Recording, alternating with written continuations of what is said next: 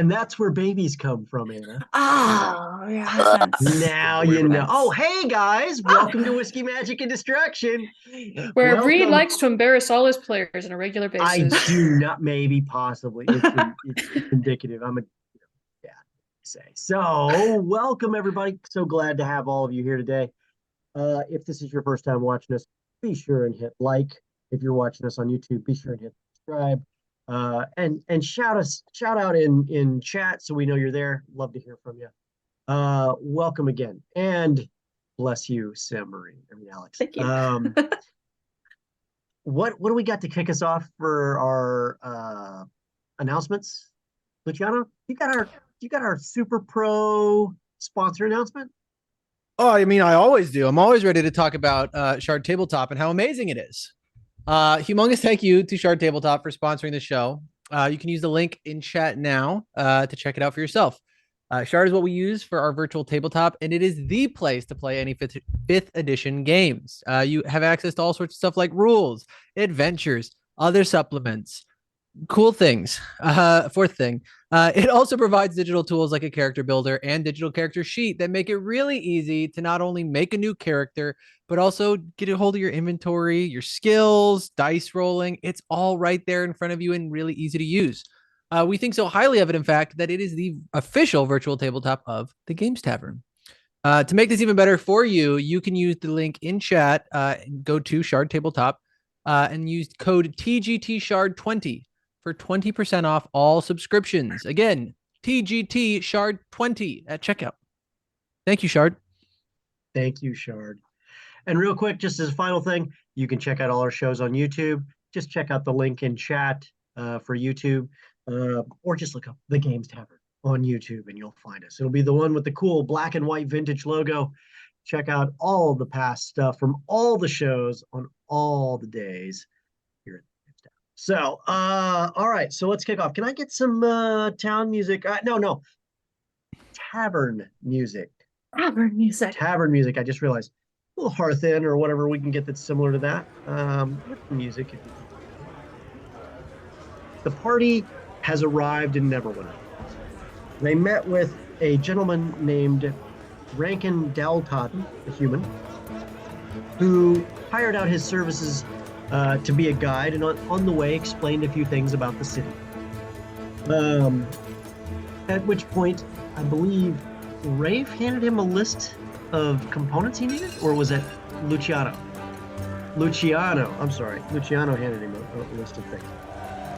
From there, they made their way through the city, found out a few things about the different places they could go shopping, which we know Garlo loves.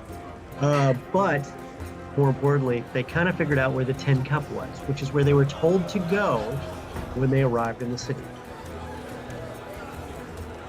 In a new town that is obviously under a lot of construction from a lot of bad things happening to it over the last 100 or so years, the city seems to be on the up and up.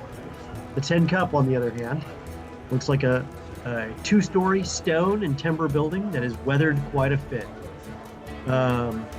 It has been repaired in any areas that it was damaged, to the point where it's been repaired long enough that you really can't tell what was new and what is old. Stepping through the large two double doors after dropping your horses off at the stables, you step into the town. It is busy. There are people at various different tables, booths, and at the bar. There is apparently a couple local artisans playing some music in the corner. Not major, we're not talking like, half-elf boy band bards, but, some local guys doing a little bit of flute and lute work. Flute and lute. That's the name of the band, Flute and Lute. We're just going to go with that. It's the Flute and Lute. So they're playing in the corner. Couple coppers get tossed their way in between sets, you can tell. They happen to finish off a set, some light clapping from some of the folks that are there. They thank everyone for their support and continue to play some soft music. The bar is busily helping customers. There are a few open seats here and there. There are two tables that are open that are large enough to house you. However, you just walked in. You know you're supposed to meet someone there, but you don't know where or what or anything else for that matter, how you're supposed to make contact. You are on a business trip now. What are you doing? Garlo, Let's go find goblins in the middle of the night. That's what we're doing, right? Obviously. Right now. Obviously. Okay, go ahead. Garlo is going to see the hustle and bustle, and like he makes eye contact with one of the open tables and just books it. It's like, ah! Gonna get it before someone else. Speedy. You find a lovely 3x3 seated rectangular table, no seats on the ends. It's about 3.5 feet by 8 feet. Plenty of room for everybody to sit. As you sit down, one of the barbacks comes over. Hey, I'll make sure one of the servers come over shortly. And a few moments later, a barmaid. So, what do you have? Let's see. We need just a couple of pints of just your regular ale. And do you have any? What do you have that's real nasty? What's real cheap? All right. Do you want cheap or you want nasty? Let's go with nasty. Yeah. On the spectrum. Nasty spicy, nasty terrible tasting, nasty sewage. What are we talking? Is there anything that's gonna like numb the tongue once it hits? Oh, you want some blue viper venom? Sounds perfect. Can you bring it? So it's a lovely. Let me explain what it is. Only because you're making me make it up on the fly. So, blue viper venom. It's a snake that lives in around these parts, mostly in the Neverwinter woods. They're a viper. We take 2 of their venom sacs after we kill the snake, of course. We mix its blood in with a lovely mead, and then to tang it off, we drop in the poison sacs after it's made. It's a brown and gold color with a hint of blue streaks from the blue venom. It never seems to go bad. It won't kill ya, but it does numb everything that's on ya. That sounds great. Oh, it'll numb what ails ya. We have to try it. So I don't know if Sim came with. Garlo ran first because he wants to sneak it into Lucy's drink. A weird wizard who came by said he likened it to a cocaine-filled soda pop that came from this place called Earth. In the early, he said 1800s of their years. I don't know what that Earth is. It's another plane as far as I know. The wizards are funny people like that. So sounds like dirt.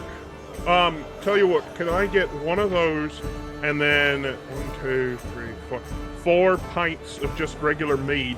But can you put that blue viper stuff in a mead glass like the others? So I don't want the person drinking it to know. well, they'll know when they look at it. The color is definitely going to be different. Can you put it in a tankard instead? You want 5 tankards?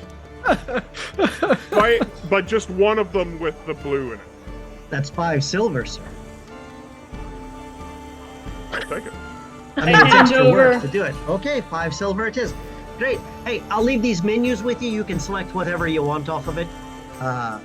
And you see like these menus that are like little cards. They have a lovely set of fare. It's nothing too fancy, but it does seem safe. I look I'll at be right Garl back and I with your say, drinks. I look at Garl and I say, who is this paralysis drink for? I mean, it's going to be kind of I guess it's going to be luck of the draw on this one. No, it is not. When Garlo rushed to the table, I'm gonna be very like slowly taking my time, like bumping into people, like, "Oh, hi, Luciano, nice to be." Like, I'm just trying to work the room a little bit, just make sure everybody knows who I am. You never know. It's Yeah, new city. New I'm town. new in town. new town, Luciano, nice to meet you. Bartender looks at you and goes, you drinking anything? I have a friend over there. I'll get one when I get to the table. All right. Well, welcome to the Tin Cup. Thank you, appreciate it. Mm-hmm. And I just continue working my way towards the table, just like purposefully trying to introduce myself to every single person I see. Okay. I need everyone to just make a perception check right now. Roll initiative. That would have been cool. That would have been cool. Yeah. You rub somebody the wrong way, and they fight. And they fight now. I mean, Okay. Then Rafe. Nice. Okay, let's see here. Well, at least 7, Simmerine 8, will see whatever happens. Simmerine. Okay, thank you. Noted. Well, Thanks. anything. Simmerine, as everyone else is kind of just figuring out, like, what did you order? You're, of course, checking out everybody else's drinks, thinking, what can I get that's going to get me, totally trashed, right? Because that's what Sim does. However, one of the first things you notice is you notice two things. One, you notice a burly dwarf who is walking around like he owns the place because he probably does. Okay. And let me see here. And then you also notice there appears to be on the other side of that, not where he is, but on the other side, at a round table, there appears to be a discussion that is getting quite heated. There may be a game of either dice or 3-card ante. You really can't see the players because they're now standing up around the table and shouting things. Some people are laughing, some people are not. Just something you noticed. I like my fingers grab onto the table. Like I'm gonna be good, and I'm looking at everyone else to see if they notice. After my most recent escapades, I'm not looking to sneak off, but quietly asking permission. Okay. What else are you guys looking at right now? I'm looking around to see if Gherkin might not just happen to be sitting at one of the tables. Worth a try. Okay. You've already made your perception check. No, you don't see a gherkin. I didn't think so. Not at an 8. Yeah. So from here, the place is quite lively. Luciano, did you head back to the table? Yeah. I was working my way towards there. I was just going slower than everybody else, just trying to say hi to people on my way. Oh yeah. And you're saying hi to all these people and they have no idea who you are. Yeah. Luciano, nice to meet you. One of the first things Luciano notices that's different is that there are probably 3 times as many. There aren't a lot of tieflings anywhere in Neverland. I mean, in Toril, right? I mean, they're around, but they're not everywhere. There's probably 3 times as many just in this tavern that you would normally see anywhere. And I'm just all smiles. I'm like, ah. Put your best foot forward, Mm-hmm. And I'll roll up to the table. What are we drinking? just some mead. Oh, okay. We already put an order in. Yeah, don't worry about it. All right. Garlo, I imagine, is stifling laugh like Muttley from like Wacky Racers. Just that like. Carlo, my man, knows exactly what's up. I appreciate it. It's very lively in here. Your drinks arrive. 5 tankards. And just as they arrive, the owner steps forward. Well, looky here. New folks, welcome to the 10 Cup. Glad to have all of ya. I'm Dorn Greyshield, the proprietor of the Tavern and Inn. Will you be staying tonight? Yes, Don, you said? Aye, Dorn Greyshield. It's like Don. Interesting. I reach a hand out for a handshake for this muscular dwarf who I'm gonna Grasps it firmly. Could that be the meme? Firmly enough that you realize there is no way this guy doesn't know his way around some weaponry. He's been around. Pleasure to meet ya. What brings you to town? looking for a bit of work. Well, I wish you the best of luck. Do you know who you're working for? I think we bounce around between odd jobs here and there. We're looking for actually a friend of ours, a fella by the name of Gherkin. Oh, and with that, his face lights up a bit. Your comrade did mention you guys would be in town sometime within the next few days. If anything, you're early. Well, we made good time after we left Tribor. Well, that's wonderful to hear. Well, I'll be right back with some stuff for you. Your rooms are already ready for here for tonight, for just tonight. And then, well, welcome. Glad to have you. Thank you, Doran. And looks like you guys are starting early. Good luck. And he steps away. We don't need luck. I'm not sure I want to know why we need luck. Not starting if you never stopped. I pick up the nearest tankard and I go for a swig. Okay. Is everybody drinking? After making very sure of what is in my glass, yes. How are you making very sure? Well, good question. Are you going to Can try I? to open the top of your tankard? Yes. Who's going to stop her? No reason. I don't know what I'm doing. Okay, you open the top of your tankard. I need you to make a nature check. Oh, A nature check. saving Okay. throw. Yep. I can't do it. It's 14. like a waft. Okay. 14. Looks good. All right. I take a small sip. Everyone takes their sip. Survey says. Okay. Rafe, I need you to make a constitution check. Oh no! Let's go. Oh no! You said Constitution check or savings throw? Saving throw. Go for the saving throw. It's a fun game. We should do this 13. more often. You must talk with a numb tongue. Hmm. You feel it hit, and at first it burns, and then it feels icy cold. And then it doesn't feel anything at all in your mouth. Somebody put icy hot in it. It's like your tongue has been numbed by the dentist.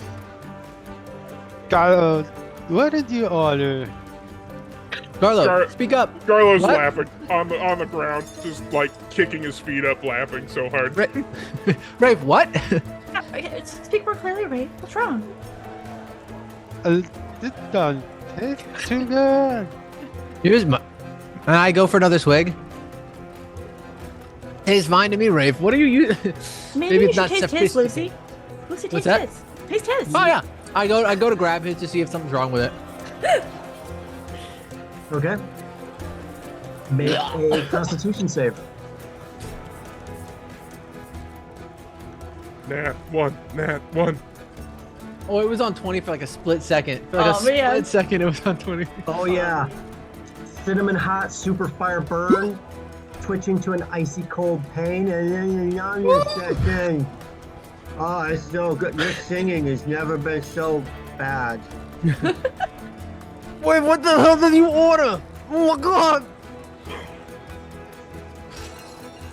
I didn't order this. Carlo did.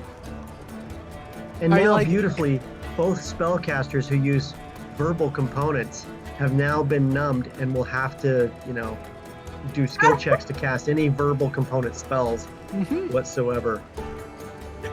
Oh, it's too good. I immediately, Nasty. as much as it was nasty, I'm just like laughing. I look at Garlo and I just burst out. Come on, Garlo, you good one. And I'm like, okay, but like, how did it like? When did it over? And I'm like, Maybe I you can't get it off. Do some like tongue exercises. Go. Okay, yeah. What if we go like side to side? Yeah, that looks good. Just keep doing that. That should do the trick. It still tastes that. Just then, the table that Cimarine had seen was getting heated. The table dumps. It's a tabletop. They dump the table. 3 dragon ante, cards, dice, everything goes flying. Chips, coins. And somebody takes a stein and throws it. misses the target. It flies across and hits another person 3 tables down, who then gets up and starts flinging their stein. Whoa. At that point, it misses that guy because he ducks, and it hits 3 people in a booth, who then get up and start pummeling people just randomly because they're pissed and throwing beer everywhere. It is now becoming a barroom brawl. Roll for initiative, everyone. Hey, Reed. Yes. How far away is this table? Oh, it doesn't matter. Within seconds, the entire place, you're surrounded by the people. No, I'm just asking because I need to know how far away it is before I cast a spell. Which table? All of the tables are now throwing beer, booze. We rested, food. right? The original table. I would say it's about 25 feet away. Okay. Yeah. All right. Let's see here. Okay. Turja, you see this and the beer flies past and you are immediately recognizing that there's a problem. Can I get some barroom brawl music of some sort, please? Like a song maybe called Not Mischief, barroom brawl. Lucy, do you know that one song, The Blitz in the Ballroom? You know what? Doesn't matter. Anyway, so Anna, what are you doing?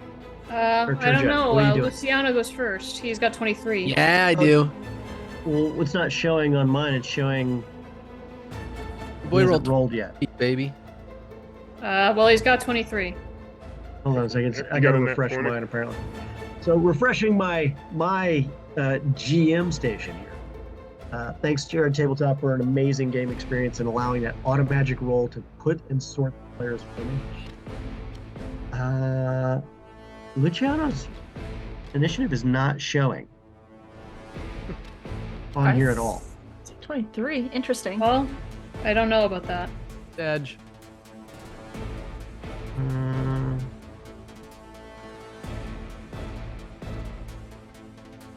It doesn't matter if there's monsters or not. I just heard the tech goblin say if you don't have monsters. Boom, here. I'll just add something to add something. There we go. Boom. Yeah. All right. 23. All right. Oh, there it is. All right. And apparently the 23 went for Ragab the Badger. I'm not sure how that happened. So anyway, Luciano, Badger what are goes you doing? first. Your numb tongue and beer is flying, and what are you doing? I'm immediately going to use, since I can't use verbal right now. No, you can. No. I mean, I Roll for can. it. But I'm just going to grab my kazoo off my neck and quickly inspire the one who is good at close quarter combat and inspire Garlo. You will have to use your tongue to get the staccato to make that work, so you're still going to have to roll. Luckily, tongue is not necessary for kazoo playing, but I will still make the roll. What am I It is rolling? if you want to make notes. Magic is magic. Kazoos you don't have to do anything different though. That's the fun of a kazoo. I'm a pro kazoo player, sir. Kazuas, The please. Come at GM me. is God, Mike. 1v1 me, kazoo battle, let's go. Give me a staccato. That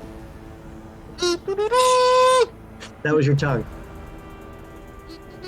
My tongue doesn't move. But regardless, what am I rolling? That's what I was saying. What am I rolling?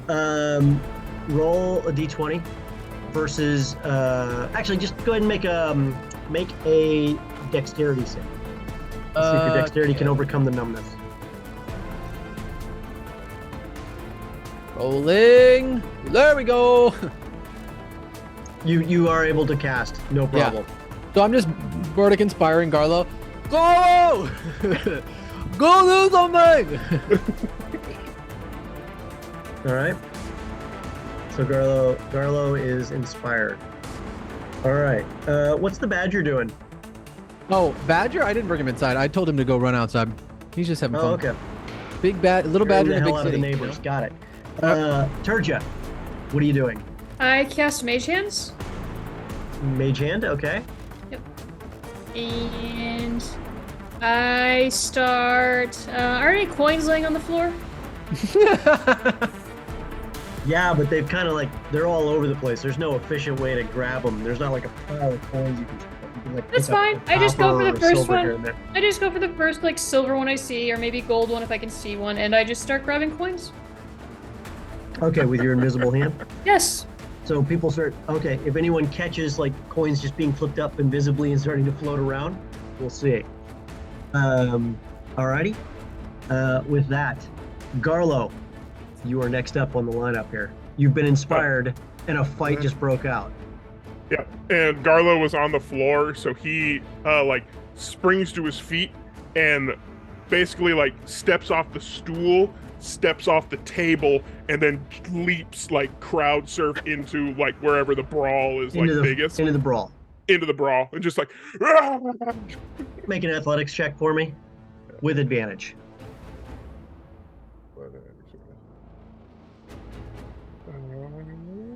That's not the best, but let's go with that advantage.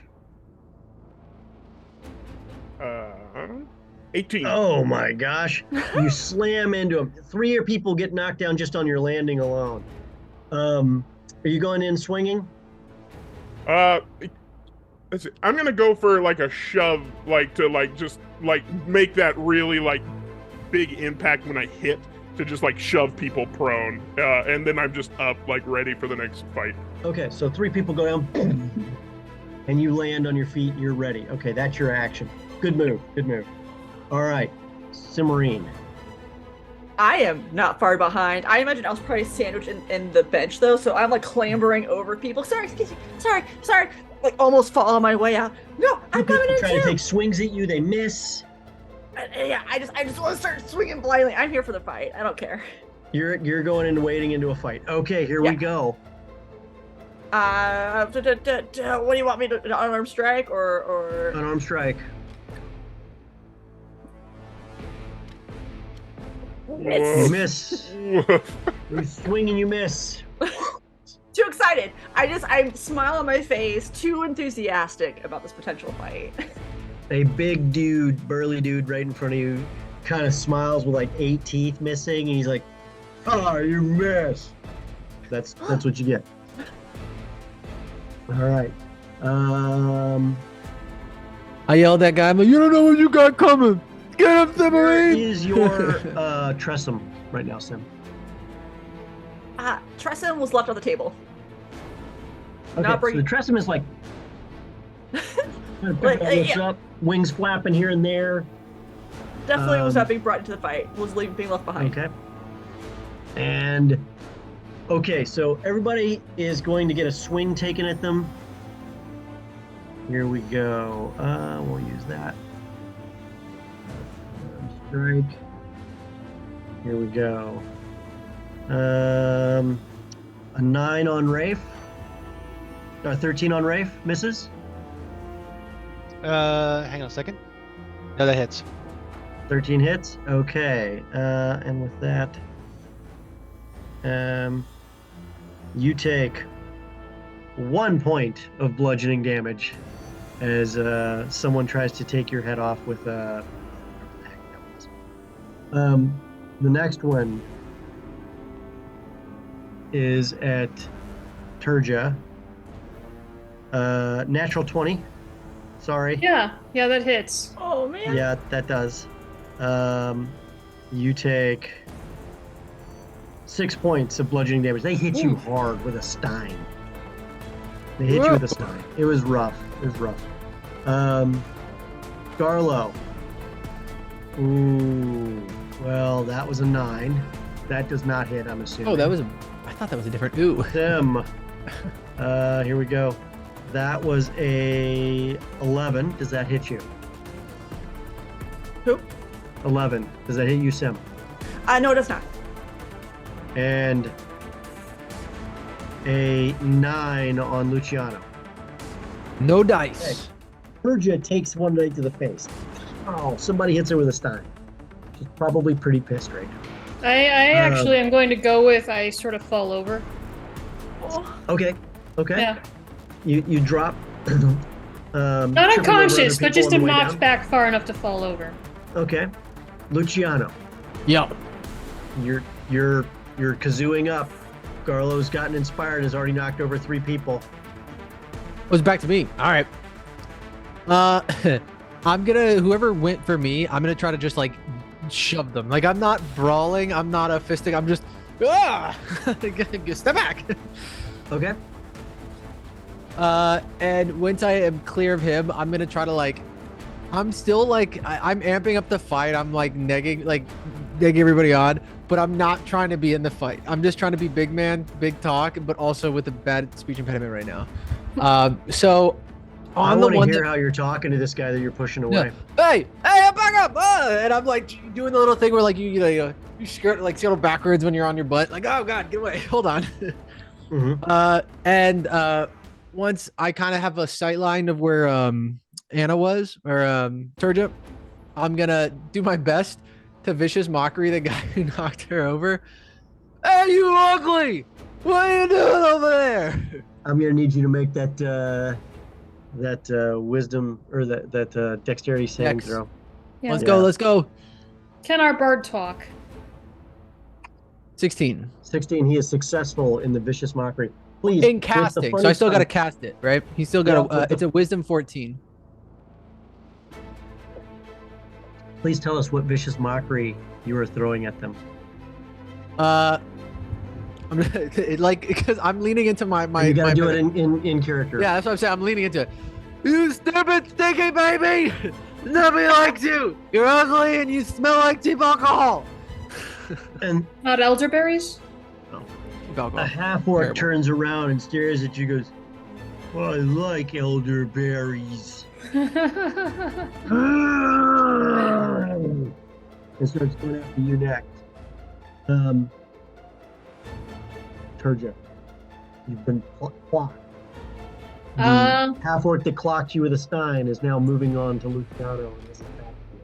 You're I have getting no up. dog in this fight. I'm just going to get up and back away somewhere where nobody's trying to kill each other. Okay, so you're moving toward the bar. Yeah, sure. Okay.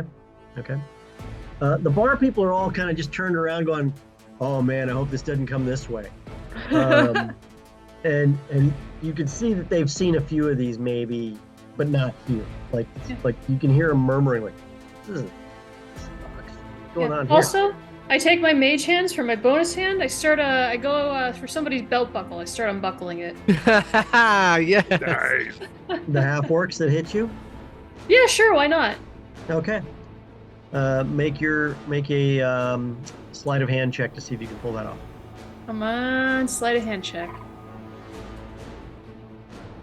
25. It absolutely works. His buckles, as he's going toward Luciano, it goes clunk, clunk, clunk. Pants drop to his ankles. Hey, whoa! Dex check, here we go. And face plant. Boom! Right into Luciano's lap. Really awkward. Give me a split second. I have to check on my cat. Garlo, it's your move. You've plowed some people over, and now they know you're the little cannonball that could. What are you gonna do? I think they're getting up, I assume. They're trying, but there's also other people falling over them now, and you are neck deep in scrum. There's going to be 3 attacks on you in a minute. Yeah, no, that's fine. Garlo, like, as one of them gets up, like, on hands and knees, Garlo is going to springboard off him and, like, grab on to the back of somebody else and just, like, Master Blaster style, just, like, ride on his back and take swings at other people. Basically using him as, like, a shield. So you're going to lock your legs around his neck? Or more so, like, I just got, like, one arm around his neck, and I'm just, like, leaning him back and forth, and then I'm just taking swings with my offhand. Okay, so I'm going to need you to make an attack that's going to be, and then we'll see if you're successful, you get a hold of him, but then we got to make a grapple check to see if you can stay attacked. Actually, just make a grapple check. Okay. Yeah. Come on. That's not great, but I'm going to use my inspiration. There we go. D6. Yeah. Come on, Lucy. Yeah. Big number. 12? Yeah. Perfect. You got just what you needed to stay attached. Give yourself another swing at anybody randomly. I'm going to give you a freebie. Because in one svelte movement, you're like grabbing a hold of this guy and then actually taking your swing. 9. You missed I'll- completely. I'll do it reckless because I'm swinging off another person. Okay, we've raged. No, you don't have to rage to reckless. Okay, so you're just being reckless. Even better. I'm swinging off another person, so I think I'm just like a big. Yeah, oh yeah, target in I'll the give it to air. you. Oh yeah, you don't even. Yeah, that's a freebie. I'm just cheering him on when I see this. I'm like, yeah. I don't know why I rolled that. 19 to Yeah. hit. 19 plop somebody. Roll for D4 for damage. Actually, it's just 5 damage for my because my strength is on it. Ah, so okay. Just 5. Oh, period. 5 bludgeoning damage. Somebody's jaw cracks painfully and gives. For your gnome fist, which isn't ginormous but is still powerfully built. It's like a small side of beef going into somebody filled with knuckles. Good show, good show. Cimarine. Okay, so This I want to big use. dude with 8 teeth missing. First thing I want to Squaring do, off. I want to reach into a pocket and use Druidcraft to pull out a little thing of sand, Okay. and then I'm gonna blow it at his face, pocket sand style. Okay. You know, And then You're I'm gonna throwing try to hit sand in his again. eyes. I love it. Yeah. Make an unarmed strike roll. Can I do it with advantage since I him? Oh yeah, he's not seeing this coming. Like he's ready for a punch, and you just go. For 17. 17 hits right in the Nice. eyes. like like Fey magic glitter. It's just like Oh, on yeah. him now forever. It's like pink sand. Okay. Beautiful. He is. However, he's a swing at you. At disadvantage. That looks like that's because it's going to be really hard for them to roll worse than that. Yeah. So that would be a 8, which misses hit. you. Another couple swings at. There's going to be 3 swings at Garlo. Because Garlo's in the super thick of it. That's a 13. At advantage.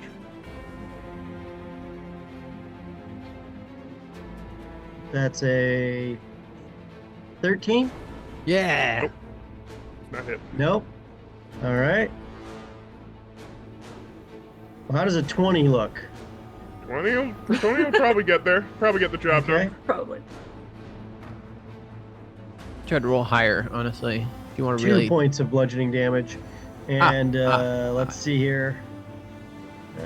With this, with advantage. What do we got here? That's a 17 hit. Yes. Yes, it does. Okay. And boom. Rafe, that's 2 points of bludgeoning damage to you. All right. Rafe, guy takes a swing at you and misses with a 5. Anna, I need you to duck and cover because a stein of booze has just been thrown your way. Joy. And it misses, and it slams into the bottles behind you on the bar. Uh-oh. And that's when you see Gorn Grayshield go, "That's it!"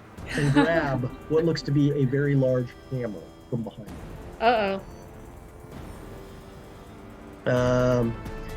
There is another swing at Luciano by a dude whose pants just dropped around his ankles. At disadvantage, of course, because, you know, no one fights well. And that's good because that was a natural 20. So, you know, disadvantage brings that down to a 7. No, an 8.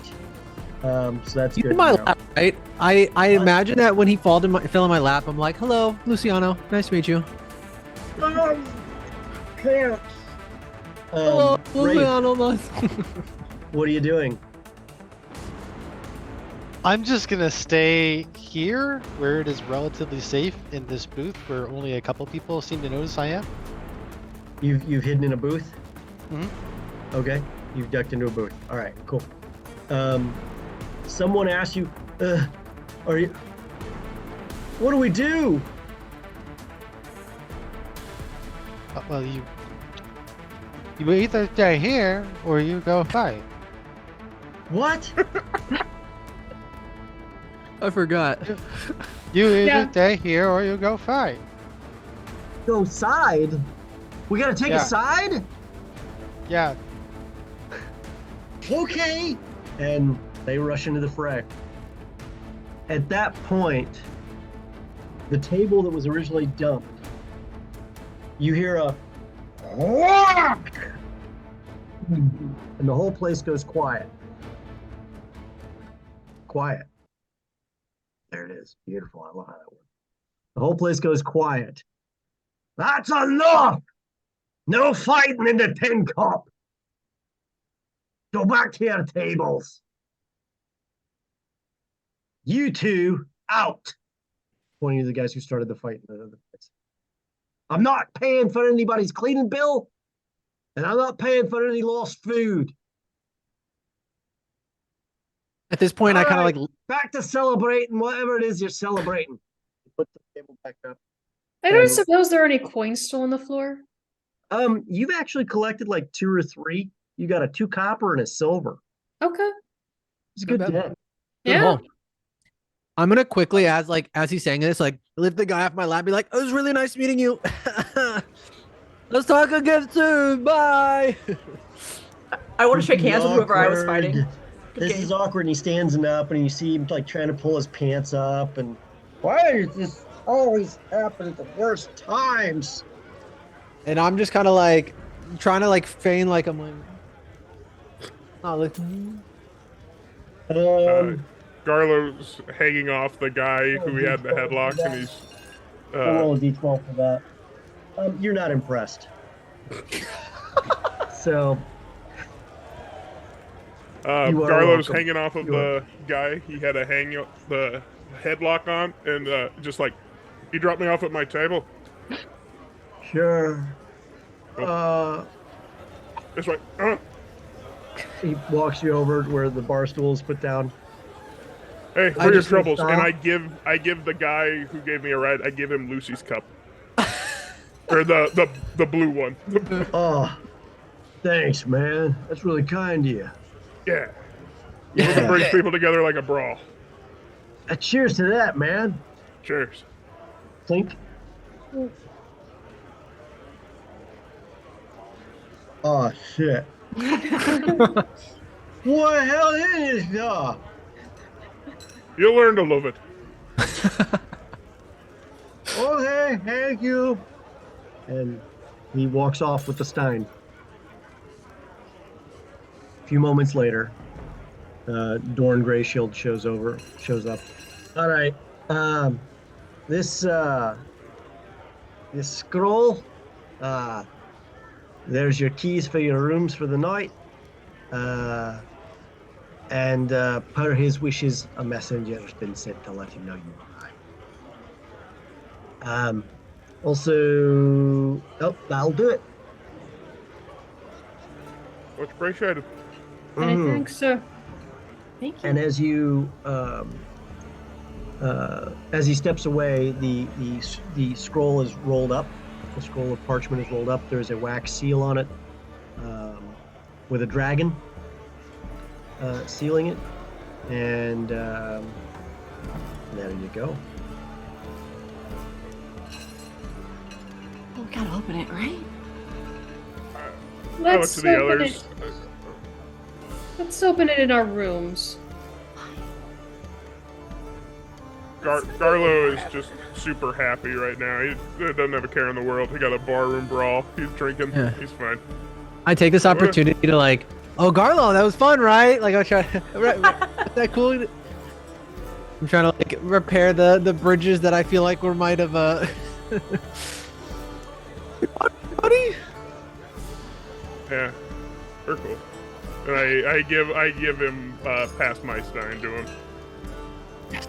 I finally take a good drink. Oh God. And with that, we're going to take a short break right now because this is a good spot to do that. When we come back, we'll find out what is on that scroll after they're done drinking. They will drink during the break, so we'll just go ahead and take care of that. And we'll have some announcements too when we get back. So I look forward to seeing you guys in just about 5 to 10 minutes.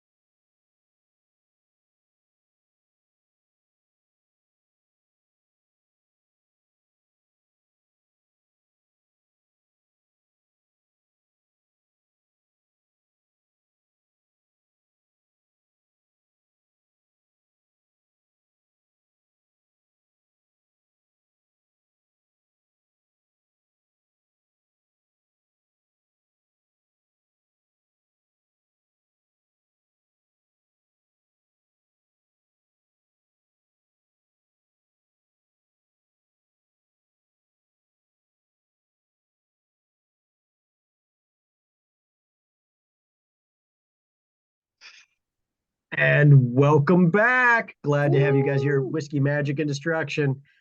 Hey, let's get started by kicking off our announcements real quick for the show. Okay. Everyone, remember, if you have Amazon Prime, that means you also get a free Prime Gaming subscription. So we would absolutely love it if you could show your support to the cast and crew by hitting that link in chat. Prime Gaming subscribers get access to sub-only emotes and to a special subscriber-only channel on the TGT Discord, which is totally awesome. So you should totally click that link. Thanks. Rob?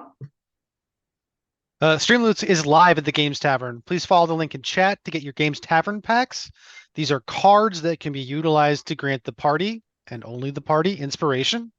They can also give other random effects, including +1 to skills, maybe a luck point here or there, some other things. Some of them are just really good to look at, like particularly Rafe's card. I am unfortunately contractually obligated to let you know that there are even cards that can grant our GM inspiration if you feel so inclined. Mike? Well, I'll follow up that. Don't do that, by the way. Only help us. A humongous thank you again to Shard Tabletop. We cannot say enough amazing things about Shard. Shard Tabletop is the best place to play your 5th edition games. It has adventures, rules, and other supplements that you can use for an amazing 5e experience. It provides digital tools like character builders and character sheets, as well as all sorts of other tools. Dice rolling, automatic loot, your what is it called? Your inventory management. It's all amazing. Everything in there is great. And we love it so much that it is our official virtual tabletop of the Games Tavern. To make it even better, you can use the link in chat and use code TGTShard20 at checkout to save 20% on all your subscriptions. Again, that is TGTShard20. Thank you, Shard. And with that, we kick off the rest. So if I could get Tavern quiet, Tavern music now at this point in a subdued tavern. You've finished your drinks, you've snacked on a little bit of food, and you move up to the room to check out this roll-up sheet of scroll of parchment. Who is going to pop the seal? Sim pops that seal, pops the wax right off, unrolls it, and a message in a finely written script says, "Welcome, friends, to Neverwinter, the Gym of the North. I will see you at WMD branch office at high sun tomorrow in the Blue Lake district off the river. For now, enjoy the Tin Cups hospitality. See you then, G," which could only mean good. I read it out loud. You attempt to sound like Gherkin. No, I don't know him well enough. Okay.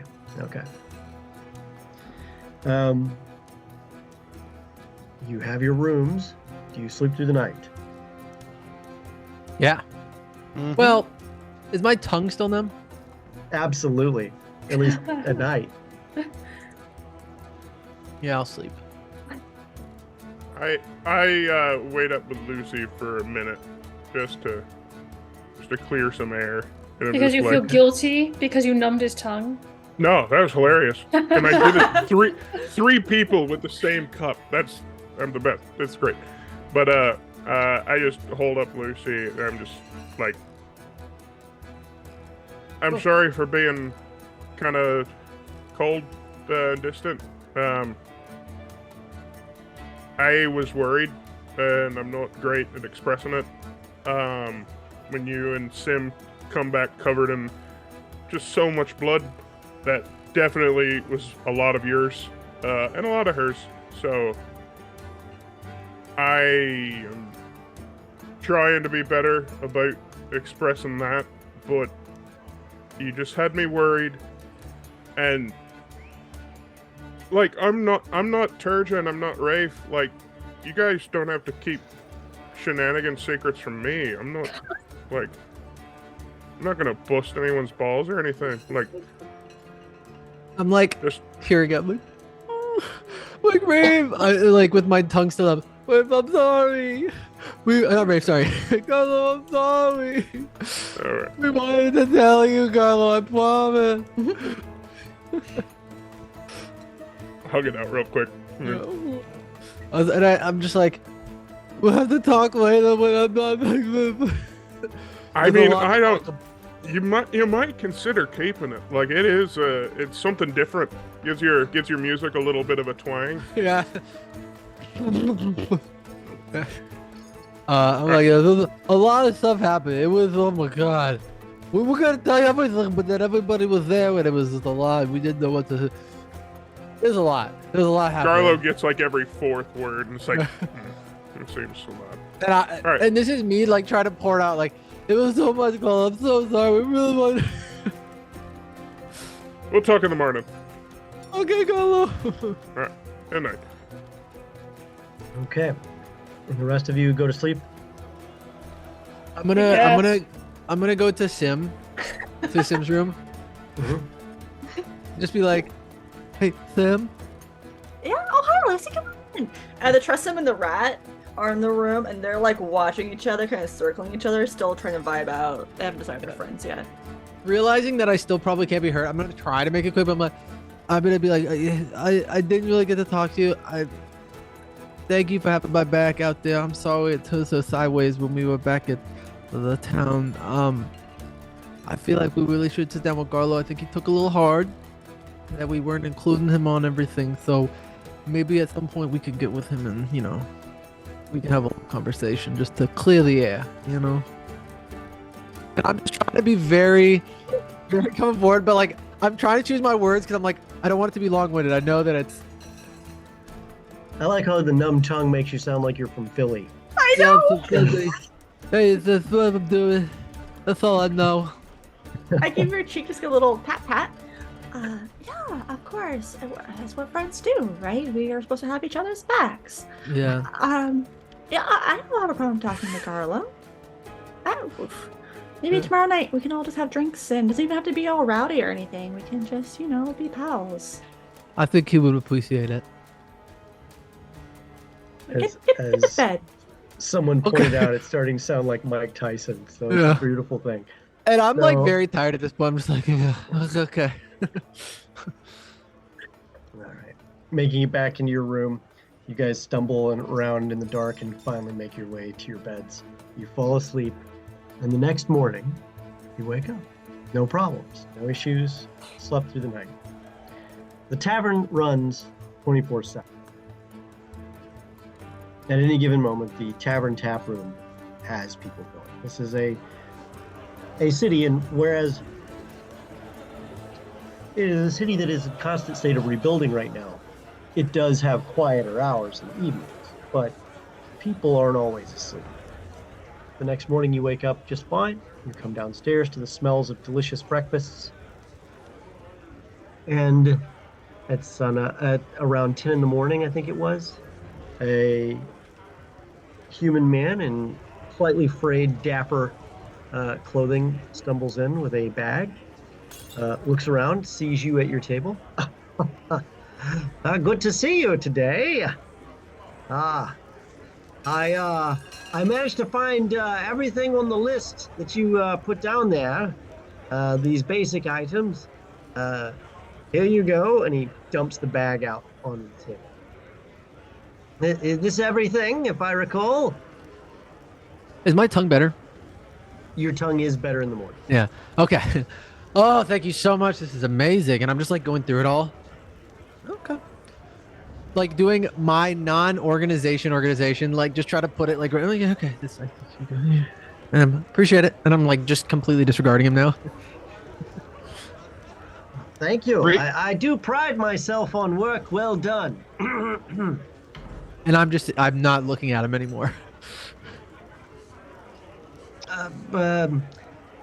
Yes, so where are we going today? What services can I provide? Where can I guide you to? Grey Castle's warehouse, actually. You wish to go to Grey Castle's warehouse? Yes. Absolutely. Grey Castle's is about a 20-minute walk from here. You're more than welcome to do that, or I believe you had horses, did you not? Did, And I but I think- don't know if we want to... Do you think we'll be staying here another night? I look at the others. Probably. Yeah. We're With staying another pistols. night. Might just want to walk. Your night was covered tonight. You were told by Dorn Grey Shield that you were just there for the night. In that case, yeah, horses. Yeah, with our own money, yeah.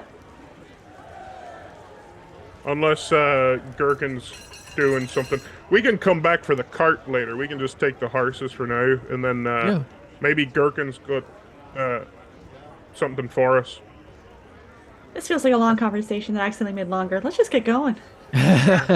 Sounds good. Okay, Are we leaving? so And I look up from my bag. Wait, what? Are we going? Grey Castle's warehouse is in the Protector's district. I can take you right there. It's or Protector's Enclave, no problem. Happy to do it. It's the nicer part of town. Hope you brought your coin purses. And he Shopping? trots quickly behind you because he doesn't have a horse. And you decided to leave the wagon. So I mean, I'm walking my horse. I'm not going to be rude enough to like leave this guy in my dust. That's just mean. That's very kind of you. All right. So why are you riding horses then? Well, we're Very taking the interesting. horses with us in case we don't come back. Ah. Yeah, but and we but left you're the leaving wagon. Yeah. Well, we'll ride the horse later. I'm gonna Okay. leave my horse. I'm gonna take gonna some walk. food. I want to get some food to go. I'm going to make this easy. You take the wagons and the horses and you leave. Okay, Yeah. okay. We can do that too. Yeah. So you leave, you head on over you go a winding path along busy streets. There are people moving to and fro, the sounds of construction in the background of the Arcanist district where you're at. Someone is dispersing what is known as the Neverwinter Nights, which is the broadsheet of the city. Broadsheets are like newspapers. Basically, it's last night's edition because it's sold at night. However, nothing really catches your eye from your ear from what the town crier is saying. Making your way around some of the busier streets, crossing into the Protector's Enclave, you notice a marked difference in the city area here. Everything is clean. Everything is nice. There's no construction really going on here because this part of the city has either already been rebuilt or didn't get damaged horribly during all the different things, the calamities that happened in the poor city. You see in the distance the House of Knowledge to the north. It is quite large. And then further down, you make your way past the mayor's office and a place called Off the Record across the street from it, which looks like the place where the lawyers and other bureaucrats go. And then you make your way around to where it says Grey Castle's warehouse. And it is a large warehouse, mostly timber, some stone foundational parts, all gray, of course, dark gray and light gray. As is the custom of any Grey Castles, he paints his stuff gray. There is the Grey Castles logo, Grey Castles from all over the world to you. And, two large doors right there in the front for the customer entrance. And of course, there's other entrances that are in fenced areas, large wagon caravans to drop off. You step in. Yeah. You step into what can only be described as the Costco of the fantasy world. Welcome. I love you. You come in, there are people standing around. They're directing you to all the different aisles that are available. Welcome to Grey Castles. What can I help you with today? What are you looking for? I'll direct you. Free samples? Free samples. We have a few for the food aisles. We have some stuff from Kozakura. We've got some stuff from dates, of course, this time of year. Sure. And a few other nice treats as well from some of the different packaged goods that have come in. So feel free to take a sample. Do you have any silver-tipped weapons? Silvered weapons? Yes. We might. I don't know. You'll have to check. Normally, that's a blacksmith's. Ink Function. or paper, writing utensils, notebooks. Absolutely. Just go down to the bureaucrats aisle. It's all there. Calligraphy supplies, art supplies, inks, a variety. Lightweight, not the spellcasting variety. We can special order those for you with our Grey Castle's order guarantee. No. Okay. Right. 3 aisles down to the left. Thank you. Bye, guys. I just take off. So big. Okay. Basically, if you have a list of any common item, it's in here. Mundane, it's in here. There aren't any healing potions, but there are any number of mundane items. They can special order stuff that's a little more fancy. Any common magic item they can special order for you, but they just don't keep a lot of them here. But there are water clocks. The saying goes, by the water clocks of Neverwinter. I need to get a TikTok. For real. By how? Huh? I need to get a TikTok for Sahir. Oh, you absolutely can. Yeah, 20 They have pocket episodes tickets. ago, he asked for one, remember? He did. And they have them. They're beautiful, gnomish style. They come in different metals and colors. For example, here's one that they show you right away that is beautiful. It's just like beautiful with a little blue thing that you can open up, and it's blue inside. It's got all sorts of mechanical stuff. They flip it open to the other side. You can see mechanical workings. You name it, it's there. So. Perfect. How yes. much? It's 3 gold pieces. I hand it over.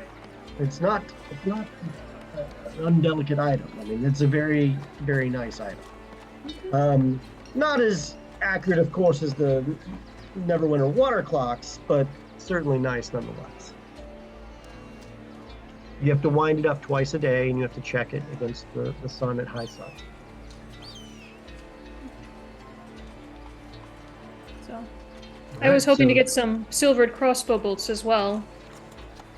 Well, we can sell you the crossbow bolts, but you'll have to see a blacksmith to get them sealed. Okay. I'll take them 40 crossbow bolts then. 40 bolts. Okay. Hold on one moment. Let's see here. 40 bolts. That's a bulk purchase. Yes. I'll give them to you for 2 gold. I hand it over. Great. Any other minor purchases, you can just go ahead and handle those for yourselves. Just make sure you mark off the actual gold cost or coin cost for that. And as you get, you check out, there's like a line where people are like going in, and it's like, okay, let's see here, I get da-da-da, and they write it up on the thing. You go through, and as you're exiting, another guy stops. He goes, hey, I need to check your bag to make sure you got everything on your thing, and then he takes the black ink quill and marks it. Back to you. I come back with handfuls of stuff, just like my arms. Oh, guys, this place has everything. Oh my god. You're telling me you can get a sausage and a cup of ale for a copper piece? It's great. A copper? And I'm just Carlos got like 3.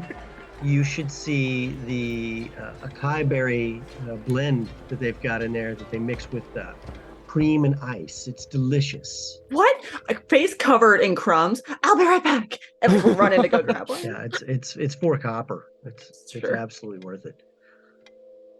And then they have this thing that they get from Baldur's Gate. It's like dough with meats and cheeses on it, and it's in a big circle.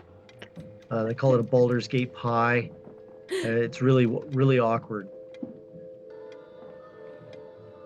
They sell it by the Garlo slice. has a whole assortment. Just the literal like Costco spread. Garlo's just got it all precariously stacked. Okay. No, ink is expensive. Just saying. How much is ink? It's 10 gold pieces. What? For a 1 ounce bottle. Think of the Dang. letters you could write with that. I know that's a lot of ink. Probably Mine too. 26 of them. You should get the pet squid. While we're here, is there like a place where the bounties are laid out? Not in Grey Castles. Grey Castles offers the lots of 10 Cup bounties. probably had something, but it doesn't. You're not there now. So. Okay, well I'll check the same cup You later. check the mayor's office, maybe. Okay. Well, about what time is it? Because we've got that maiden. Well, it's spent at about an High hour here. Huh? But where do you We're- need to go for your meeting? We're looking for the WMD branch office. What's WMD stand for? Western West Mercantile Mercantile. Diversified. Welly Oh. manufactured dresses. I think I remember hearing a broadsheet talk about a new office opening up about a week ago. River District. No. Blue Lake District. Yes, I'm sure we can find it. We need to cross the bridge there. Okay. Is that a problem? Is there like a toll or No, something? certainly not. I mean, well, this bridge won't be. It'll be the Winged Wyvern Bridge. The other ones I wouldn't want to cross. Certainly not with horses. Ha ha ha! Well, allow me the honor of taking you across the river. And with that, Rankin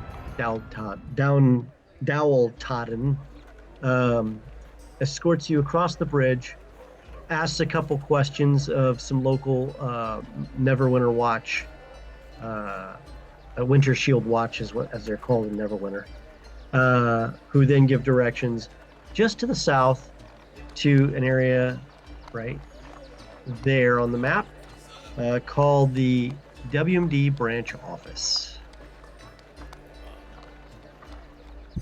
You find a lovely 3-story villa, stables to match, right on the river, overlooking a view. We stay here. Why were we held up in that stupid inn? Look at this. An iron gate surrounds it. An iron gate and iron fence surrounds it. So you can't just walk up to the place normally. But there is a pull string on a bell right at the gate.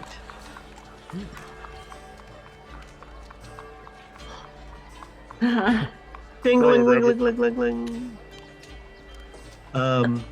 And with that, you see a stone built into the gate itself. Flare, like lines within, flare to a light blue color. Yes, who is it? You can respond to this message. Luciano! Why didn't you say so? Come right in. My reputation precedes me. Everybody knows. And the gate opens. Be sure and close the gate on the way in. They can open it but not close it? Just be polite. Is this a gate into like a courtyard or a gate into a building? I don't know if we can bring Into our a horses. courtyard. Okay, good. We can bring Surrounded. our horses. Mm-hmm. Oh yeah, you guys can bring the horses in.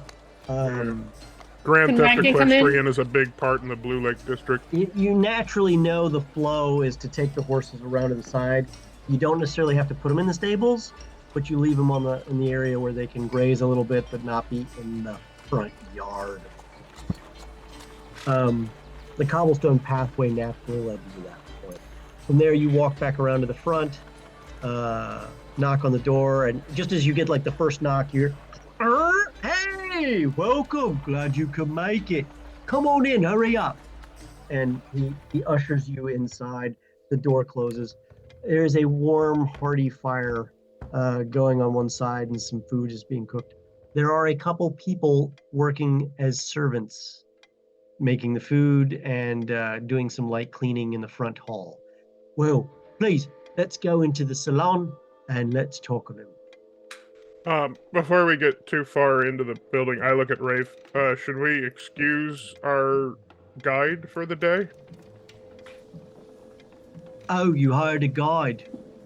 How useful. Keep him around. You may need him. I was just going to say that we don't really know the city, and we already paid for him. I didn't know if he was welcome on the premises. He did I'll follow glance you at Gherkin. in, but not in the building. Okay, that's Okay. what I'm asking. Yeah. Perfect. All right. Lead on, Gherkin. Oh, come on. And he walks you into a salon. Not totally fancy, but you are definitely in a fancy building. Like, it's a residence that's been turned into a business office kind of situation. Well, I hope you found your way through the city okay. Here's the good news. You'll be staying here for most of your time, should you not need to go anywhere else. Your every needs, at least basic needs, will be cared for here. Food, shelter. Please close the door. You close the door. All right, let's get down to business. You're here to pick up the Tempest Fugitive, or, our benefactor. It is an arcane TikTok. We believe, from some things we've found, that it was involved in something from the Waterclock Guild. Where is it? We don't know for sure. But we know it's somewhere around here. Probably in the crypts, if anything with the legend serves correctly. Your goal is to find a way to get into the crypts, find the TikTok, and then get out with it. And at no point should you activate the device. If you do, it's bad. We need the device untapped. What is it supposed to do if it's activated? I don't know, but the instructions were very clear. Do not activate the device. Now, Why do you want it? that's not what you're getting paid for. So, here's the key. What we need you to do is figure out how you're going to get in to the Waterclock Guild crypts, where it probably is, and then how you're going to get out with it. Where would you like to start? Temple of Ogma, Mayor's office, perhaps someone else. I don't know. Let's start with the mayor's office, Gherkin. Very good. Soman Galt is the current mayor. His brain's been put back in thanks to some spells. Apparently, he had his brain pretty much devoured and scrambled by some otherworldly being during the time of, spell plague here. So, Lord Neverember, in his niceness, after he almost collapsed from being taken over by some otherworldly creature, was kind enough to spend some coin to bring his nicely elected mayor back from the dead. So, here he is, still a dour dwarf who loves his bureaucracy. Now, you don't necessarily have to deal with him, but his office. So, depending on what you're asking for, that'll determine who you go see. As always, we'd appreciate a low profile. Remember, the more noise you make, the more other people are going to wonder what you're up to and what you're doing.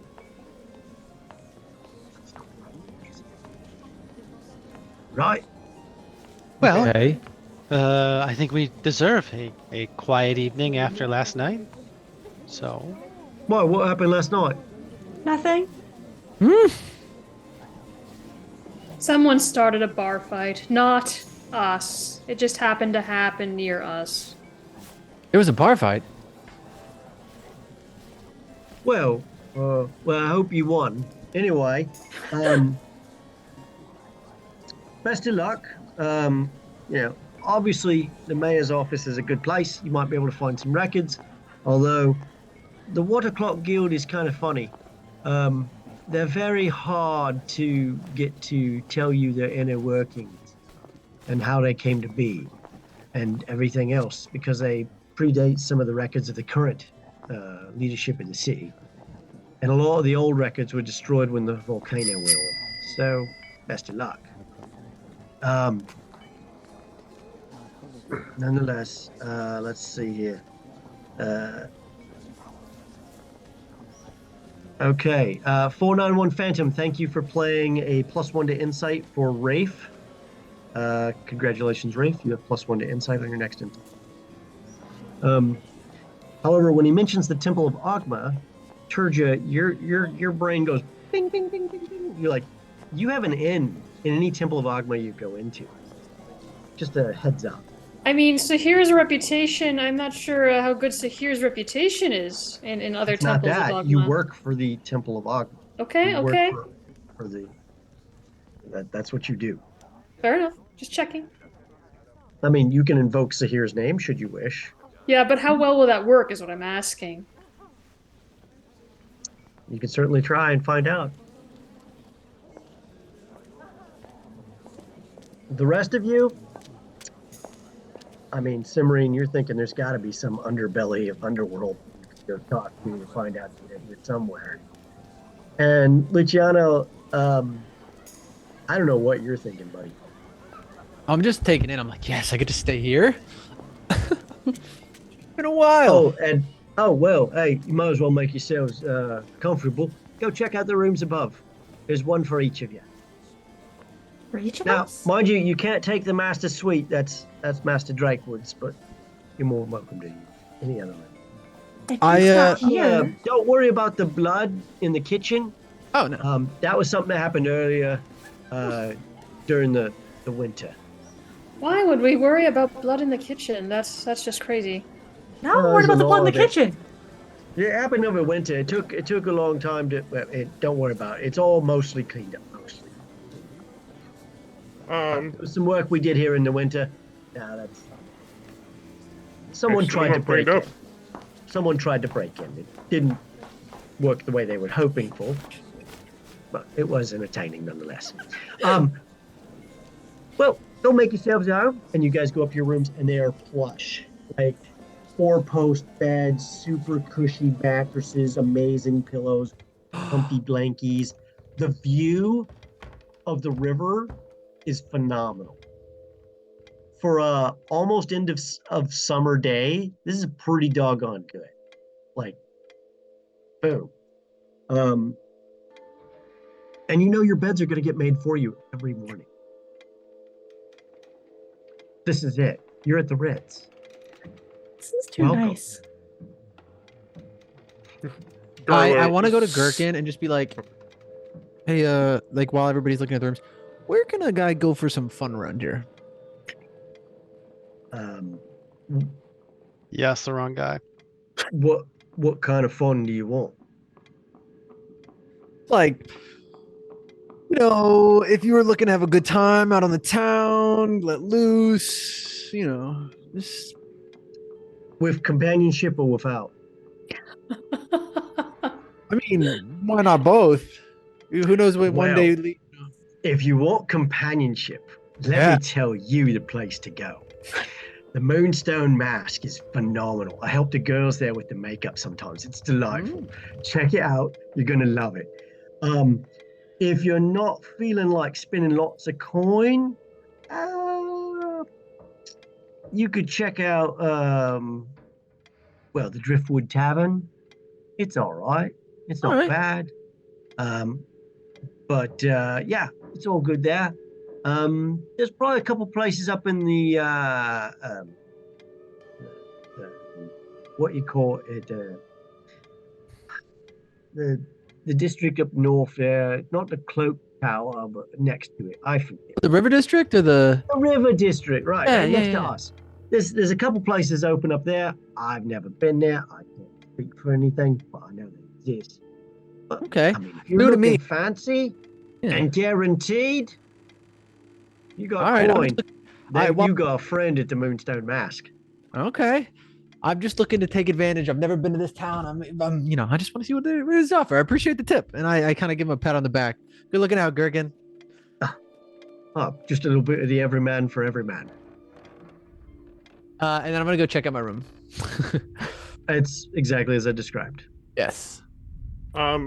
because Garlo has a little bit of artificing in his background and everything, can I roll to see what like my dad might have shared with like anything I might know about the Water Clock Guild, like through knowledge just kind of passed on from tinkerer to tinkerer? Like if I can do a history or You something. don't even need to do a history check on that.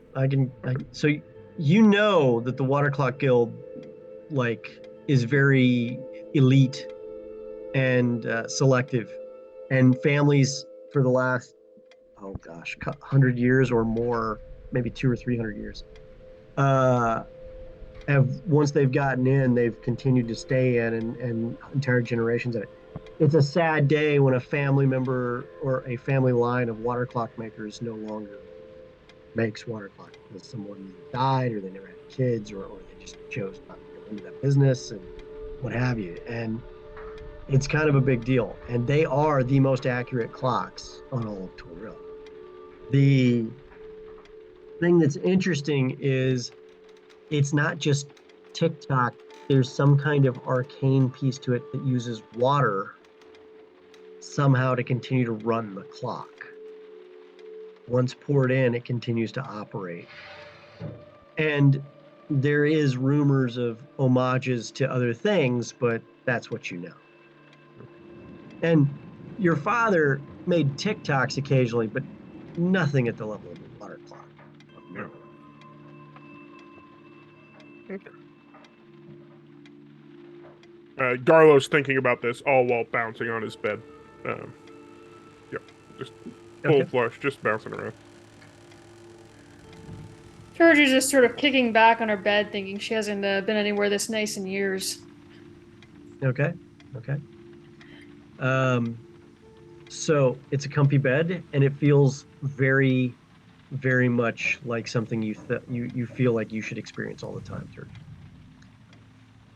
Simmarine, you hate it? I was gonna say I do not like. I am not very comfortable here. I like cautiously touch the bed and back away, and maybe spend a little too much time by the window or by the door, petting my Tressum and just kind of waiting for us to move along. The furniture besides the bed that's in there, there's a desk in every room. There's a couple extra chairs to just sit, and an extra chair in case you have a guest. Little small tables as well. It's a larger room. The wooden furniture is very sturdy, very solidly built. There's some comfort there, but it's still not enough. It's too fancy, and it reminds me of other things, and I don't like it. All right. Anything else from anybody else? I would just ask, like, if we kind of all, like, go to rooms and then come back together, just, putting it out there. Do we want to maybe offload some of our surplus wardrobe to Gherkin, and then he could, fence it for us? Just a thought? No, Because we don't want to idea. fence it here. We don't want to risk it. I'm not saying he'd fence it here. I'm just saying he could take care of it, and then through whatever the mercantile diversified's means of transport are, they can offload it somewhere else, and then we just get the payday back. I'm less concerned now that we know that Chet and Roderick are dead. Well, Do you? one of their that? guards, definitely. There weren't many Chet and Roderick shaped pieces that we saw. Let's wait until we get back to Waterdeep to inquire after Chet and Roderick discreetly and make sure they're actually dead. But no, I actually had another idea for the clothes. Simmarine, you still owe Rook money, right? Well, that's a funny question you should ask. I mean, technically, Cimarine Muroslock died in a prison riot, and I think we can get away with that technicality because that name no longer owes a debt.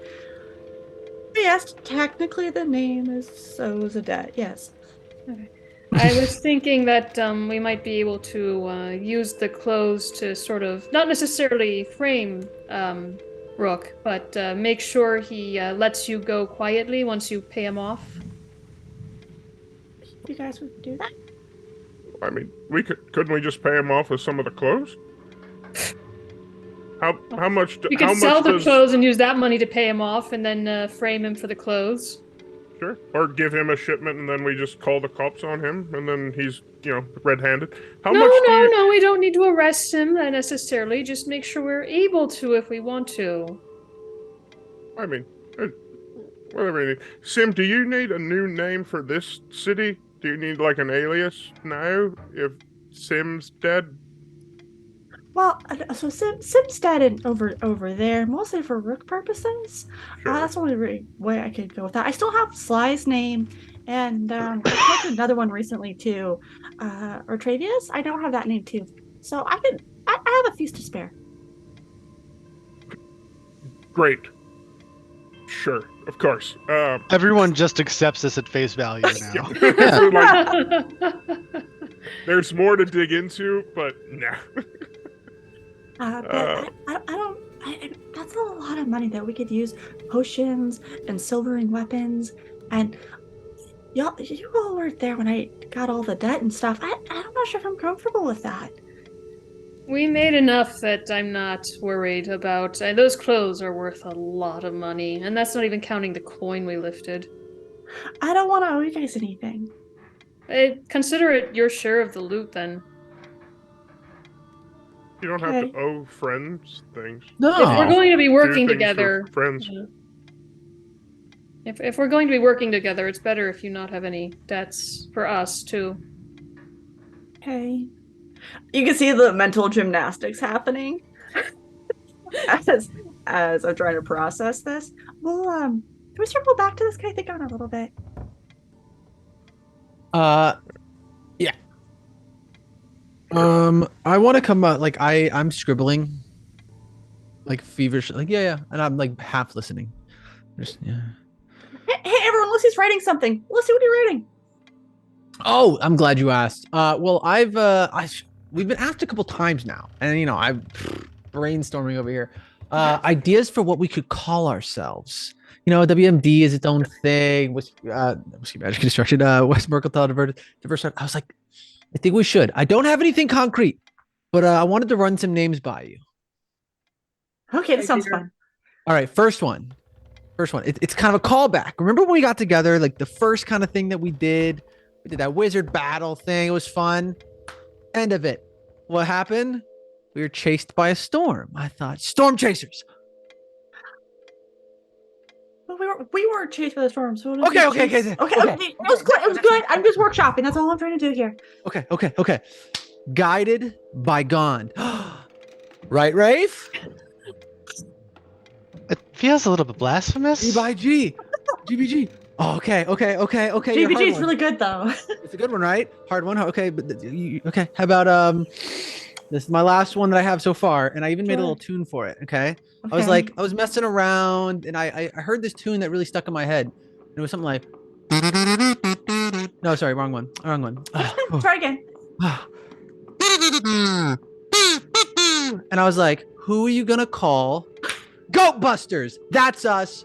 We're the Goat Busters. The Goat Busters. Right? Like we Have great we small encountered any time, goats? and we bust them, and We haven't even run into goats recently, Luciano. Or do you mean like we're the greatest of all time? no. And busters? I immediately go back to like, you're right. That was bad. Hey, Lucy, pat your back. Those were really strong. Take the criticism. This is a safe space, and I think you come up with something even better next time. And you're already ahead of us. We haven't come up with anything yet. Good job, Lucy. Yeah. I've been thinking about this for a while now. Garlo also puts a hand on Lucy and says, GBG also works with Guided by Garlo. Just putting it out there. Just saying. And I'm just like, kind of like, I'm like looking around to see if anybody catches it. Like, no. Well, we're about to raid a crypt. What about the crypt raiders? Luciano, maybe start with something simple, like what we really do, which is return things to people who are not necessarily the owners. Like, what is that acronym? Return things to people who. And I'm just kind of like. Returners, Luciano. Start with like returners. Okay. You know what? Yeah. I'll work on it. I'll workshop. Thank you guys. Sorry. And I just go back to my notebook while you guys are talking. So, when you're heading out to the mayor's office? What time is it right now? It's after high sun, so it'd probably be about 1 or 2 in the afternoon.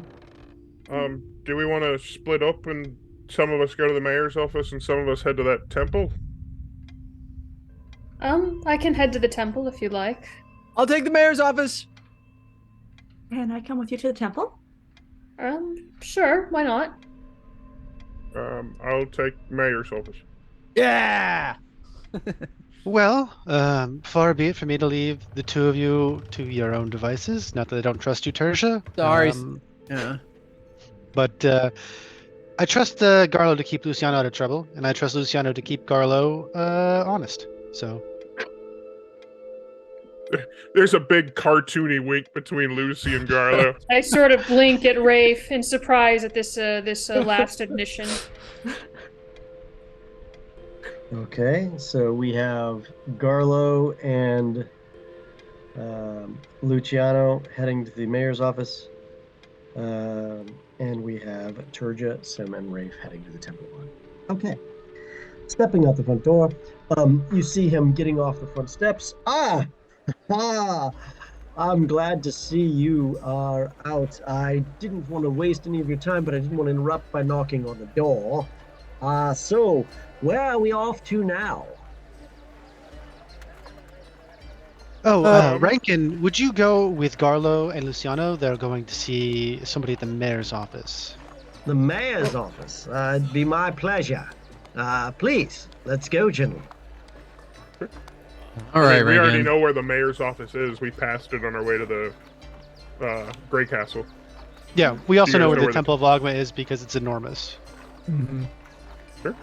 Yes, I'll be happy to make sure you get to the mayor's office. So, what business do you have at the mayor's office? And the three of you set off right away. Well, So he's asking you what your business is. Oh, at I the thought you were closing out on us. oh yeah. No. So you guys are walking off. So, what's your business? Have to look at some what is it? Some histories and some building stuff. Like what is the word I'm looking for? Archives. Archives. Records? That'll do. Yeah. Yeah, looking for Those. records. Oh, okay. Well, best of luck to you. I can help you with that should you need it. But obviously, let's get you there first, and they get you there. He walks you the rest of the way. I'm basically asking him along the way, like, if this town like runs like bureaucracy in this town, if it runs a little better when some financial lubricant is put through. Well, certain there's channels. always fees for copies of papers or searching fees, filing fees, tax, thumb tax, all sorts of stuff like that. And yes, money is the grease that makes things go, and Neverwinter, they need money from taxes as much as the next. So, absolutely. You want something done fast? Give a wink and nudge and a little extra to that bureaucrat. You'll probably get what you need. Heck, you could even file for nobles' titles if you have the right coin for it. Yeah. Yep, that exact look back and forth from Lucy and Garlic. So, Yeah. Sounds like a good here place. we are. Here's the mayor's office. And you see a very large stone and timber framed building, timber roof, slate shingles, beautiful stone cutting, and it is very much the administrative hub of the city. Across the way is a lovely area with small shops for things like inks, parchments, papers, stuff like that, things that bureaucrats would need, and a small tavern bar, not an inn, that you can see that was mentioned called Off the Record. Going into the mayor's office, you are greeted with an open area and various signs saying where the different offices are, to include the mayor's actual office, as well as various different records for everything from guild and business fees, titling services,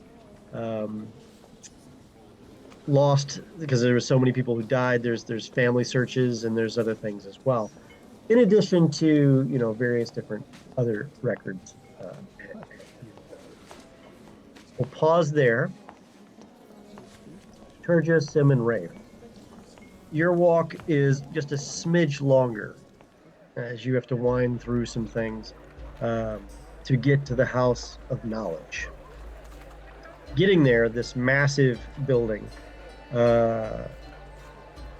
standing on the river itself with a large courtyard in the back and a massive opening in the front, stands 5 or 6 stories tall. And Turja, you know, many stories deep. Okay. What do you wish to do? You go right in the front door, where you hear the echoes of footsteps and not much more on the marble floors. The thing that you do know is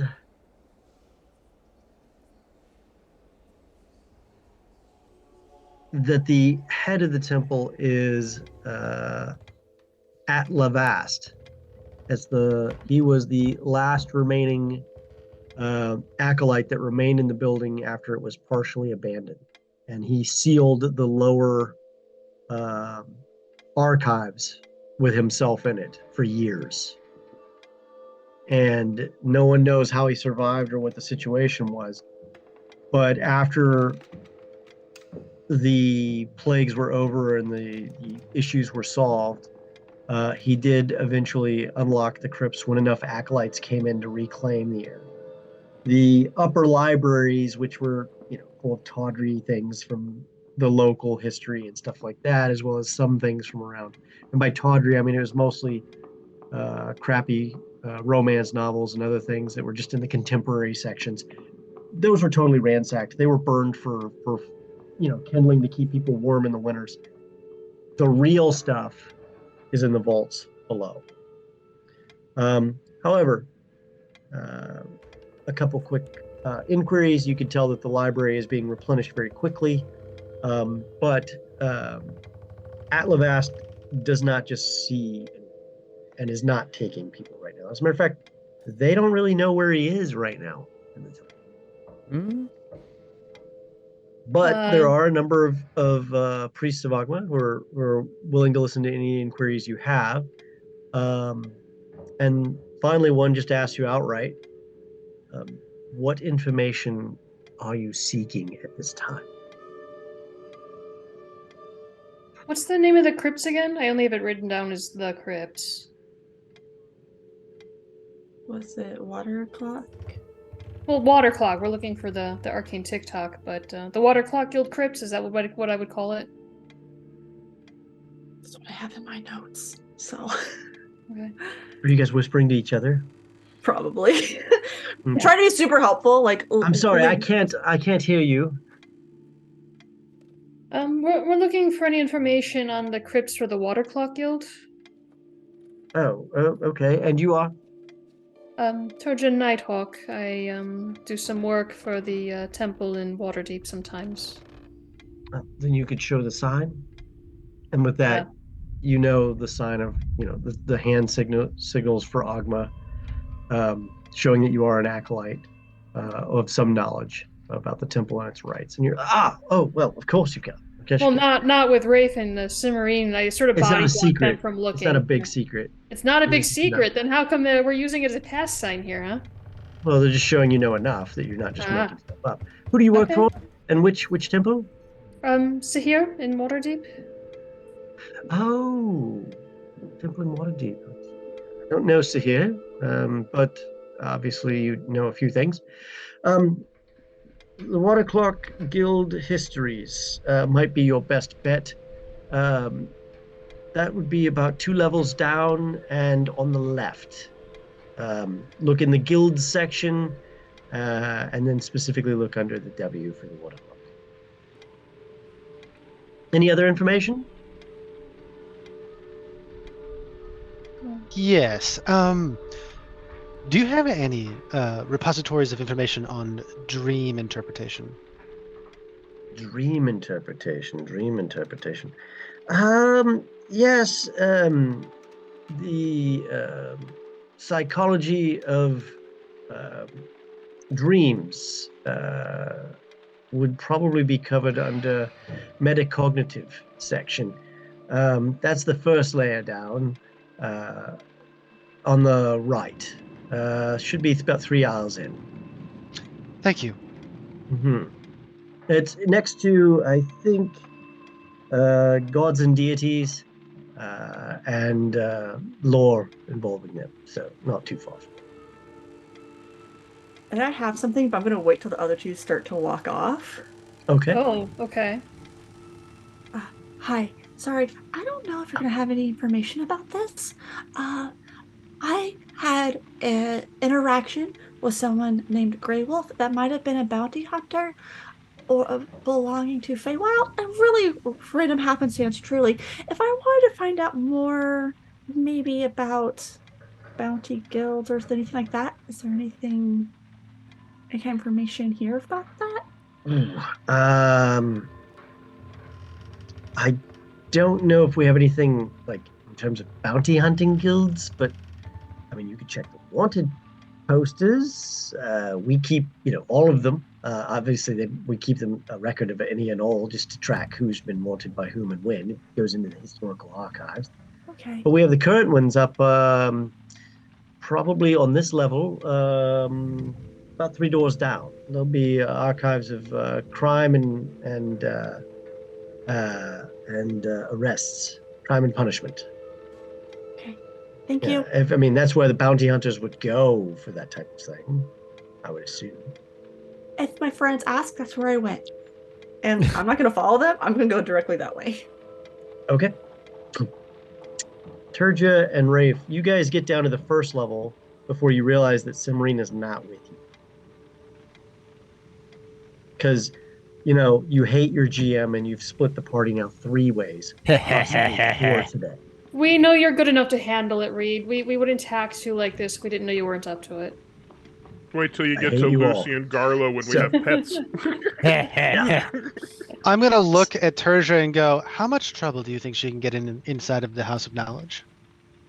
I look back at Rafe and I say, it's Cimarine, so I don't dare even venture a guess. Although there is no booze here, so that might limit things. Well, let us at least pray for Ogma's intervention then. We should definitely do our own research. First, let's head down to the second layer. Okay. Second layer is where you're going for, I believe, Turja's request. Yeah. Yes. Well, the actual work request. Okay. But to be serious for a Business moment, before pleasure. yeah, Rafe is going to actually pray to Ogma for intervention for the temple against whatever Cimarine might get up to. Make a wisdom check. All right.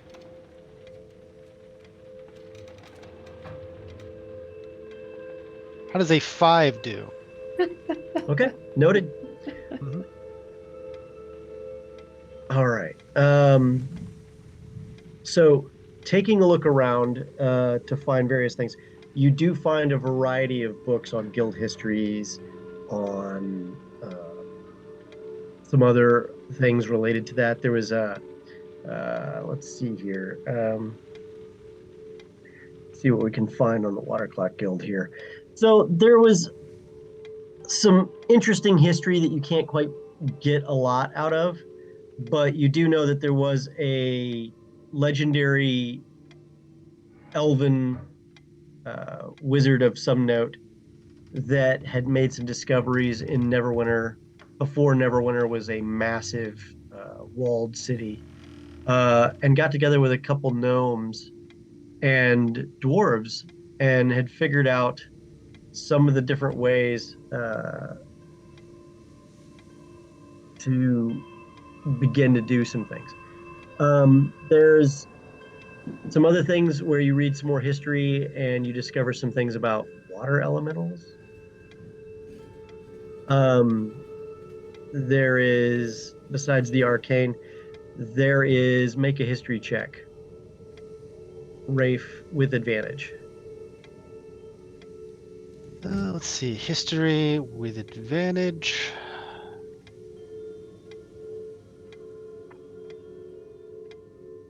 It looks like it's going to be a 14. You discover some information that kind of has you a little bit off put. At some point, the Lantern Gond followers sent a series of envoys to discover the different ways that the water clocks were made. And there is some stories that several of them tried to murder several of the top guild members. At some point, you discover that there was a lot going on with the Gonds where if it can't be done mechanically and magic is to take its place, then magic must be destroyed. And those who practice magic should be killed. But that's what you find. Turja, go ahead and roll a history check for me as well. Do I get advantage too? You do. Ooh. Oh, thank God. So you uncover that the elven Wow. gentleman that did that discovered the water clock methodology, was named Lucan Greenharrow. And him and a gnome with the last name is just mentioned of Rendell, it doesn't say anymore, are the ones who originally created the water clock methodology that was then spread amongst several other members.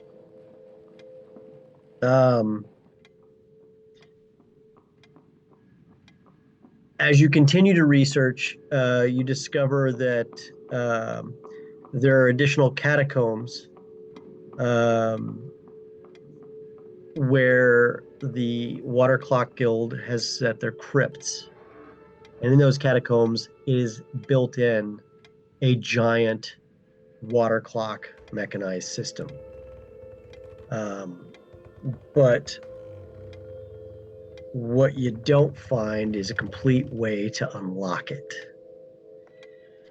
There is discussions on having to move mechanical.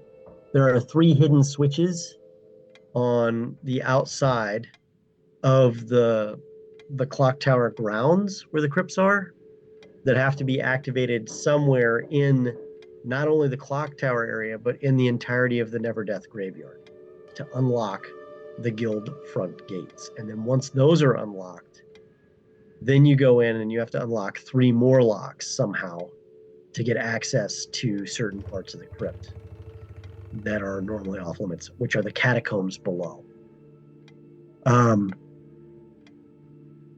There are rumors of traps and other nastiness down there, but no one has ever gotten in to actually see it that was not a Water Clock Guild member, and the Water Clock Guild members are sworn to silence and have maintained it to this day.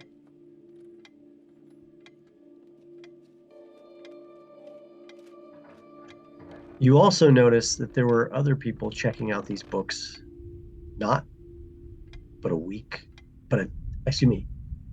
two 10 days before, when you take a look at the records. What are their names? Mr. Purple. It looks like some kind of ridiculous assumed name. Pretty ridiculous.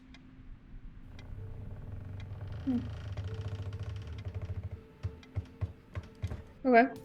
And with that, we go back to Luciano and Garlo. Luciano and Garlo, and of course, Rankin. You make your way into the mayor's office. You see the various signs. What type of information are you looking for again? Looking for records about the Water Clock Guild. What kind of records? Like the members?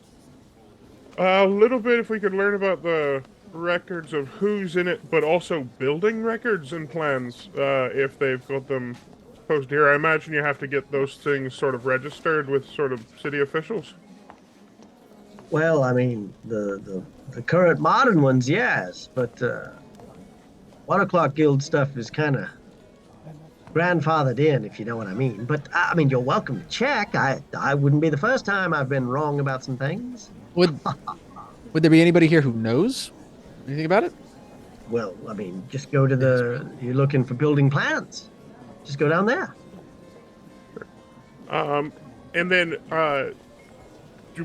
did we get from Gherkin that the crypts are like underneath the Water Clock Guild, or are they just The Water Clock crypts Guild is a group of different people that have offices in they don't different have a parts of location. Neverwinter.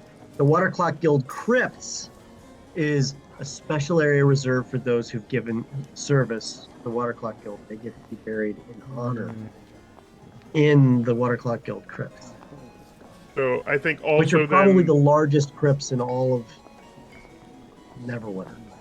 Wow. so then, I guess building plans for the what is the district name? The graveyard districts. Never Death Graveyard? The Never Death Graveyard. Just look at building records for there. If there's any, I mean, if they're old crypts, they probably won't show up on here. But if they've made any sort of modern, builds to it, like access ways or anything, we might be able to spot a hole or a drainage pipe that might lead us down. You get down there and there's absolutely nothing. Like they give you the sorry, all we can show you is the plot of area where the guild crypts are located, but details of the building don't have anything. And as much as we'd love to find that information, they're refusing to give it, and Lord Neverember doesn't have the oomph to force them to give that over. And I don't think he ever will. Fair enough. God Is damn there it. some other kind of information you're looking for? I turned to Rankin. I was like, Rankin, you were there. I was writing in my notebook. What were we? What else besides building plans? Well, I mean, there's the plots, and then there's, you could look at who was buried there recently, or find members of the guild itself, perhaps, that you could talk to. I thought we were what's looking your also for the interest in guild the records. crypts anyway?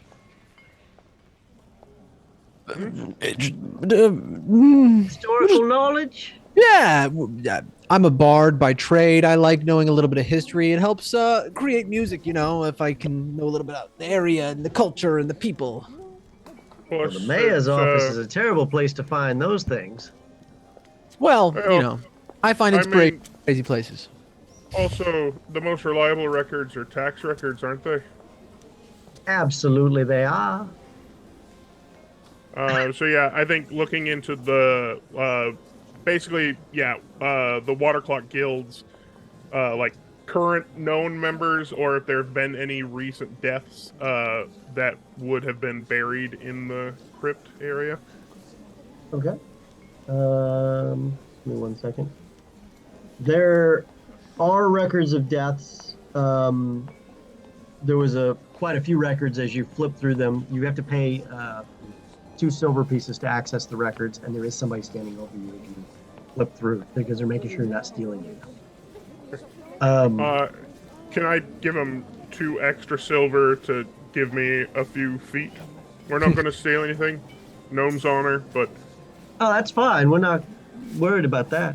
We don't care what you're looking at. We're just making sure none of it leaves. fair enough. Aye, fair. Um, You said 2 silver? so Or 4, I guess. 4 silver now. Which Rankin takes note that you have no problems greasing the skids for this stuff. Flipping through the records, you find that there are some definite people that have been buried recently. One of which is stand by. If it will stand by. Okay. There are, a couple families that have lost some members, but nothing of note. There are some births noted as well. So it's not just deaths; it's births. And there are a couple different groups that are looking at new memberships, all of which were turned down for the Water Clock. Like people were filing for potential membership, They filed the tax campaign for consideration. Their tax stamps were accepted, but they were turned down for membership, so they could So not. all of the new memberships were denied? In the last 2 years, yeah.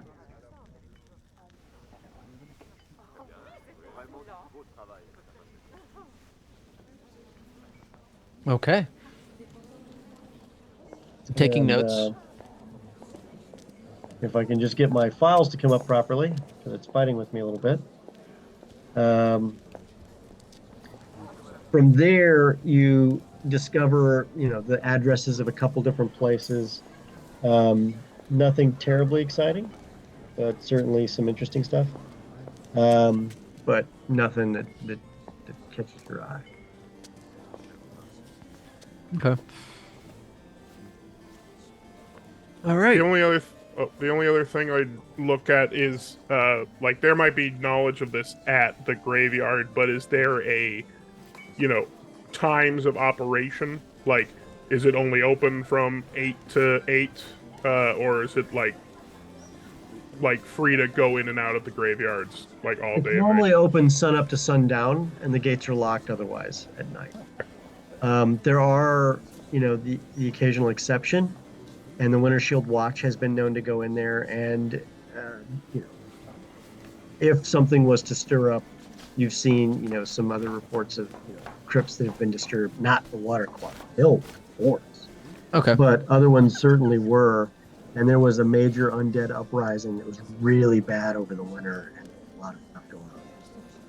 Okay. Probably what a lot of the deaths were. And the Neverwinter Watch is the ones who guard the graveyard area? They certainly do. Okay. Well, they patrol it during the day. Gotcha. They only go in at night if something occurs that put them off. Gotcha. All right. Sure. I look at Garlo. I'm like, Garlo. It's all paperwork. I thought this would be more schmoozing. I'm sad. Alright. You want to schmooze Raken? No. Okay.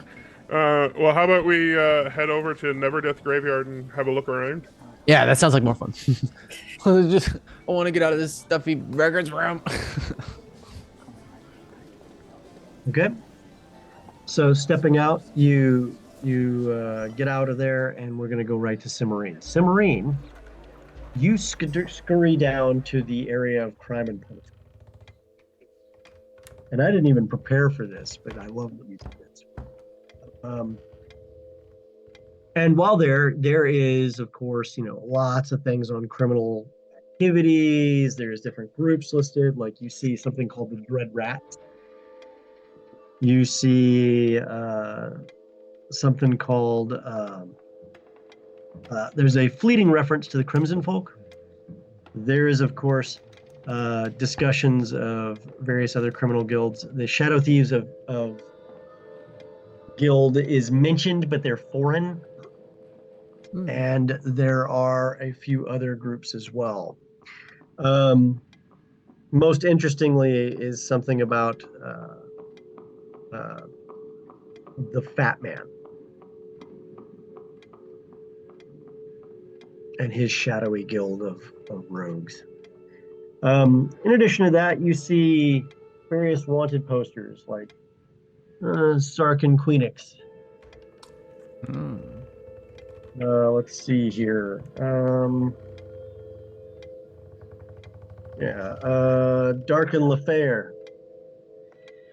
Apparently, he is wanted for murder, high theft, arson, and destruction of livestock. Sark and Queenix was wanted for 3 counts of high theft, arson, and destruction of property. There's this familiar face because there's a Grey Castle's office in nearby. Apparently, Rin Drakewood, your patron, is wanted for murder of a noble, high theft of noble property, destruction of noble property, arson, and escaping confinement. Delivered to Lord Dorn Grey Castle at any Grey Castle warehouse or caravan for bounty. Didn't we know he did? Let's see here. Ranulph Blackstorm, spell poacher. He steals people's spell books. Well, let's see here. Something about assassins in the city. Strange masks. They have been causing criminal activity. And a couple other lightweight items like that. Yeah. So, seeing these things plus other wanted posters, you see a few murder people wanted for the Fat Man. You see a few people wanted for other things. There is one for. You do find one wanted poster, although I don't have a copy of it here, for the Gray Wolf. He is wanted for numerous murders of merchants, adventurers, other well-to-do folk in at least 3 different countries or city-states. Take your pick. But it does not say where he is. It shows a picture that's really fuzzy. It's like, somebody took a stick figure and put some stuff on it to make it look good. But it's not really something that is definitive of like what he looks like. You can't tell by the face that's on there like what this guy would look like. It's too fuzzy. It's not like that. But it just refers to him as the Gray Wolf, an assassin. Hmm.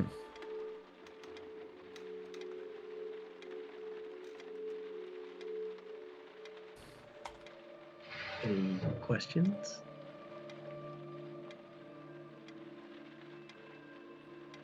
You're muted, Sim. I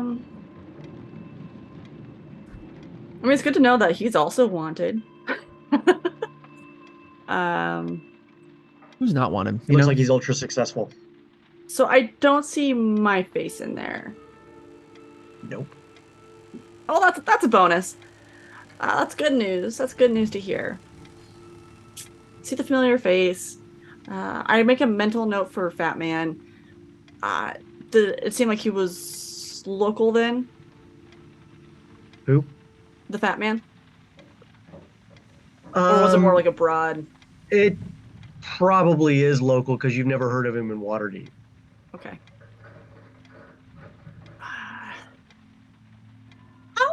Fresh are these, and can't I transfer them onto another parchment, particularly the Grey Wolf and Fat Man?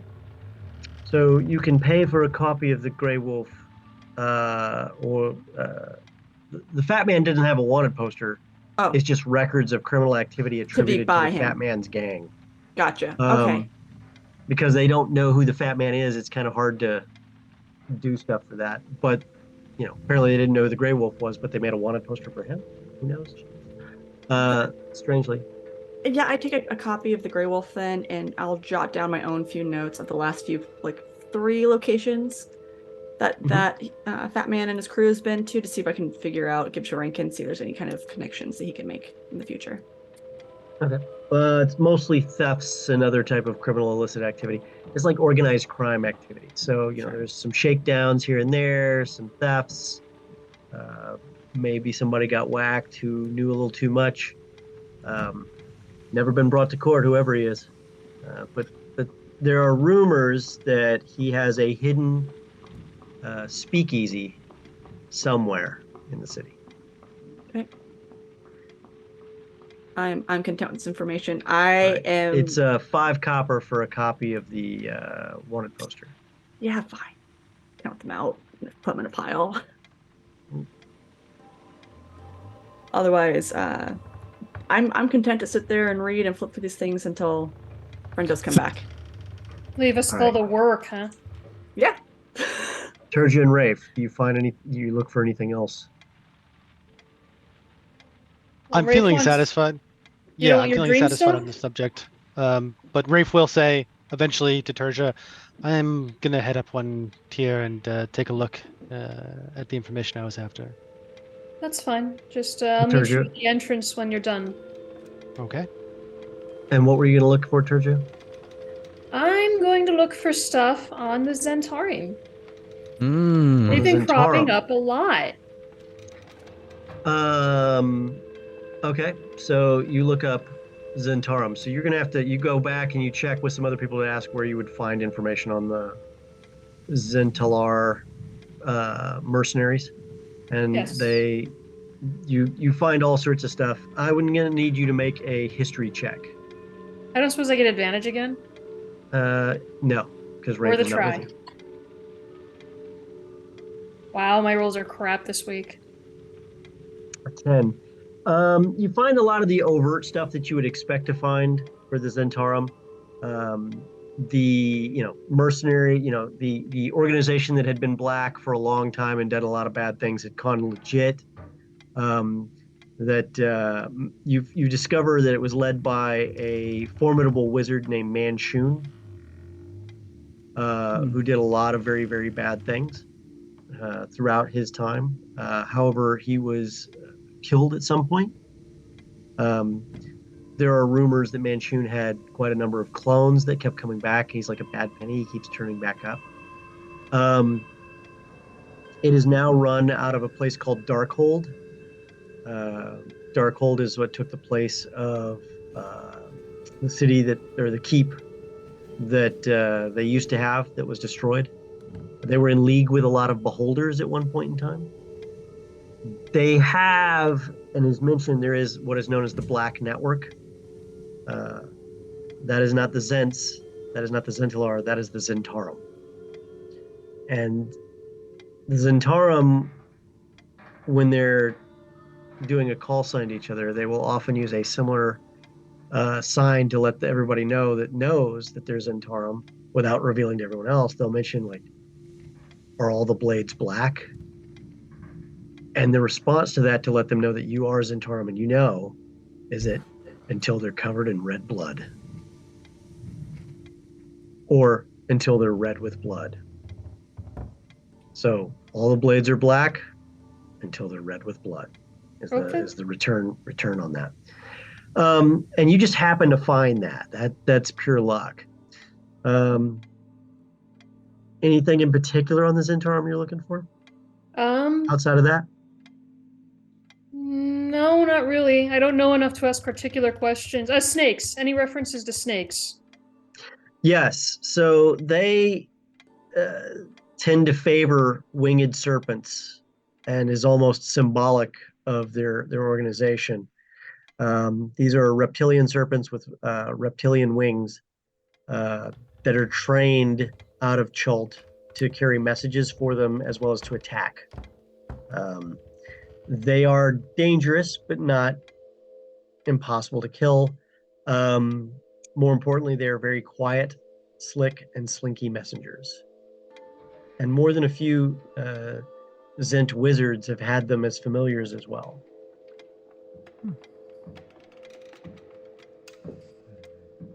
Any other questions? Not at this time. All right.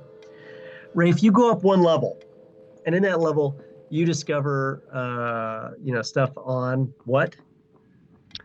I was looking for information on dream psychology, apparently. Okay. So in dream psychology, the metacognitive section, which happens to be right across, literally it's the next shelf over is deities and gods. You come across exactly that. So there's a number of treatises on reading dreams. Please, there's a book called The Ash Citadel, which talks about a dream that people near the town of Oakhurst keep having. Oakhurst is north of Neverwinter. And they keep having dreams about a citadel that was covered in ash and buried under rock and more. And they don't know why they're continuing to have this dream. The interpretations are that the fortress of protection that Neverwinter once offered has been washed away by Mount Hote now when it exploded in a volcanic explosion just a few hundred miles away. The other is that the ash talks about things that are lost that were once safe. but no one can really explain it. Make another history check for me. All right. History. Natural 20. Rafe, you discover a lot of things about dreams with that natural point. One is there's all sorts of ones that talk about how symbolism can be manifesting of your fears, your dreams, your hopes. Occasionally, though, they can be manifests of your future or your past. And even more rarely, they're visions from gods themselves. You wind down that thread a little bit and you discover things like, particularly those who've been touched and energized by the gods themselves, are lucky enough to have premonitory dream or premonition type dreams that allow them to see slightly into the future, or are messages directly from the gods themselves in those dreams. Meaningful messages open to interpretation by the people who receive them. You still find more symbolism, more stuff on, if you're falling in your dream, it means that you're scared of something. If you're in your dream and you're not wearing any clothes, you're feeling vulnerable. Falling is you're overwhelmed and you're out of control.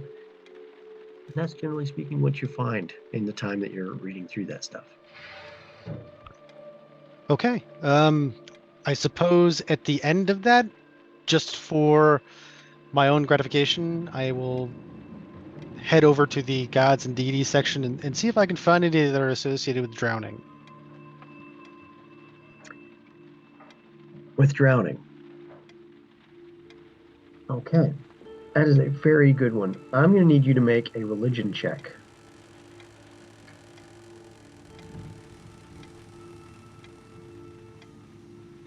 A dirty 20. So there are a few gods that are related to water. There is the god of... I got to pull this one up because this is an interesting god in itself. I don't mess it up. Known as the bitch queen of the sea. Umberly, who tends to cause a lot of drownings. There is the storm god. Let's see here. Tempest or Talos? Talos. Mm. Then there is Istitia, the god of water. There is Seychelles, the elven god of the sea and of knowledge. And let me see here. Yes, Valkur, the Northlander god of sailors. Although that's not so much the water as keeping people from hurt. Seychelles, the elven god, is known as the god of knowledge because at some point everything is. There's far more water on Toril than there is land. Okay. I'm going to say that at this point, Rafe is satisfied. He's probably made a bunch of notes, and now he's going to go try and find Terja and Cimmerine. All right, and with that, we return to Luciano and Garlo. Well, what else are you looking for? I think we had exhausted our search here, so if you could, we'd like to go and take a look around the Never Death Graveyard. You want to go into Never Death Graveyard? Fair respects. Yeah. Okay, fair enough. Well, it's in the late evening or late afternoon, because it's now a couple hours later, so it's like almost 4 or 5 o'clock. So we shouldn't dally. Luckily, it's a straight shot to the entry tower. Okay, fantastic. You step out and you make a little way around to the one tower and then straight shots to the south, and you're at the entry tower. The Winter Shield Watch see you coming in. They're at the, there's a couple of them standing by the gate. They don't do anything. They just wave you through. Have a nice day, and then you go. Could I? Go ahead. On our way there, like if we pass by any like stalls where people are selling things at all, would we pass by any shops? Something like that. I would, if there's one on the way, like a florist, I would just buy a bouquet of flowers so we have something to put on graves as we're walking around. There are some street urchins selling flowers right outside the gate. Perfect. 3 coppers for some posies, 3 copies for some marigolds. You can tell they're like things they picked off. They're like wildflowers they picked up here and there. Oh, But they're nicely bundled and stuff like that. Interesting thing you find out that Rankin told you. Interesting fact, flowers grow here all through the winter too, because the warm waters of Neverwinter keep it warm here. It's other places experience winter, but flowers grow year round. interesting. Well, the warming waters of the Neverwinter River are warmed by the volcanic activity of the mountains to the north, and Okay. That keeps the warm area. The icy port never ices over except in the most extremes of cold. Okay. In you go. As he's saying all this, I'm like giving whichever one has marigolds. I'm gonna give him like you said it was 3. There's 3. I'm gonna give him 6 because I want 2 sets. Does he have 2 sets? Oh, absolutely. I have several bundles. I'm gonna get 2 sets. Oh, thank you, I will sir. I'll take some posies. Thank you, sir. And the kids are now moving on to the next batch of people who come through. You go in, and the first thing you notice is that most of the stone here is not whitish as it is in other parts of Neverwinter. It's dark charcoal gray. And various shades of dark charcoal gray depending on when it was built. But almost everything here is stones cut, carved, or hewn of a different sort. Or some sort of magical property makes all the stone in here that color. There are mostly well-kept manicured areas.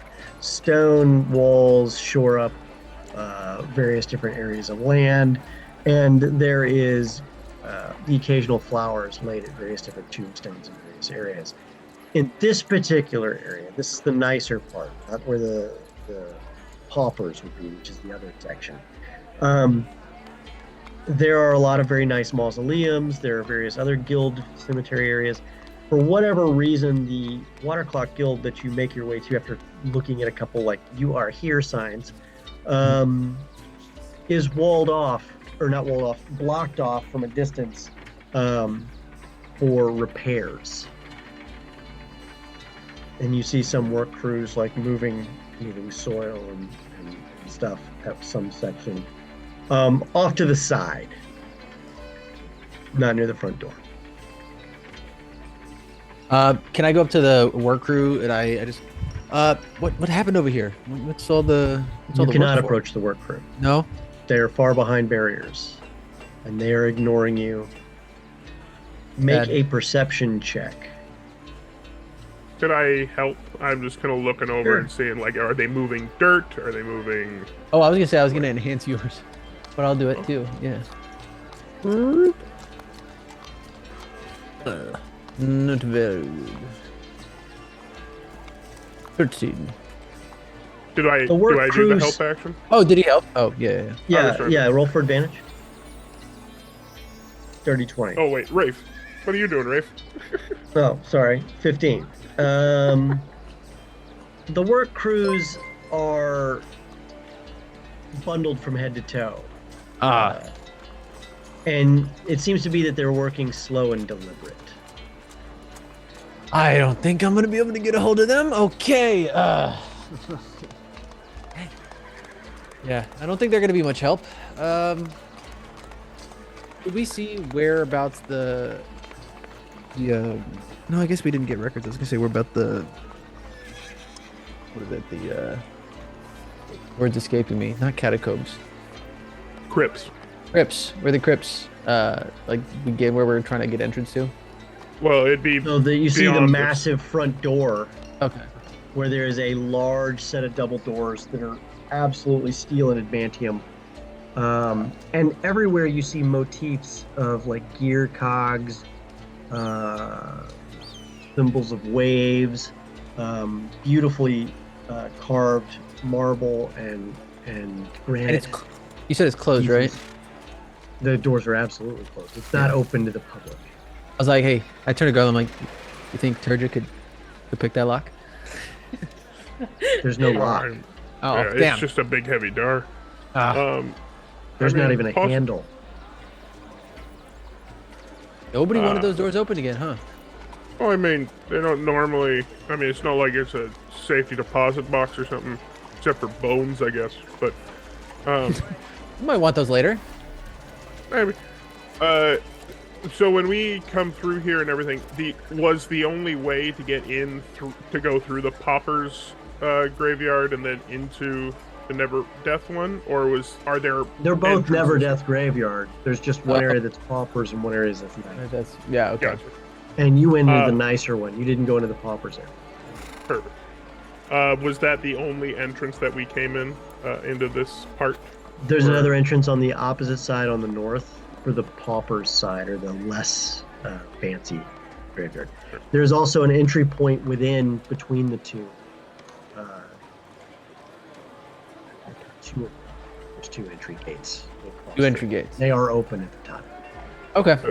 Garlo is essentially, for lack of a better word, casing the joint. So he is looking around at like, if there are any extra patrols moving around the like ramparts or in the towers or anything, or There Oh, are sorry. people on the south wall of the other section, and there are the occasional guards that move along the ramparts.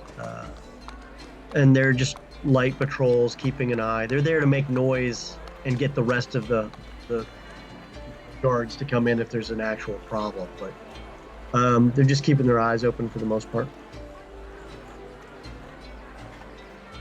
Okay. we'll go and leave some flowers on some random graves, I guess, and make our way back. Yeah, I'm do gonna any of the do a quick like prayer, what I stones assume- near the through the water clock crypt area, do any of those seem any different from the surrounding ones? I know they're different stones and everything, but like names The Water Clock or... Guild is like a giant, massive building Mhm. that's like 2 to 3 stories high. It's at the top of some very large stairs. There are some other guilds like further down on cobblestone walkways and up some other, or down some further stairs. But this thing is massive, and by massive I mean it's not as big as the House of Knowledge, but it ain't small. It's like Okay. it's 3 or 4 stories high. You could tell it definitely goes into the ground, but you can't tell how deep. But that's all you can really tell. You don't know what the top of the roof would look like. All right. It's just really big. Let's head back to the house, I guess, and meet up with the others. I want to be very clear. So I put one when he's laying flowers. I lay one to the flowers, but I'm holding on to one. Okay. So this is interesting. We're we travel with the priest, so we try to honor the dead where we can. That sounds very kind of you. Yeah. Trying to, All you right, know. I'll bring you back. More of us save our own ass. Yeah, I was gonna say. Well, no one wants to anger the gods.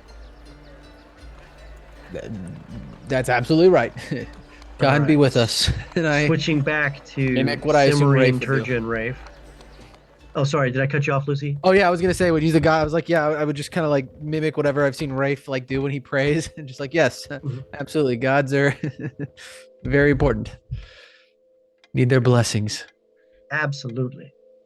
Switching back over to Rafe, Turja, and Cimarine. I think we're going to Turja right off the bat, though, because that's we didn't get her last time. So, what else are you looking for? I actually have one last question about the Zentarim. Ooh.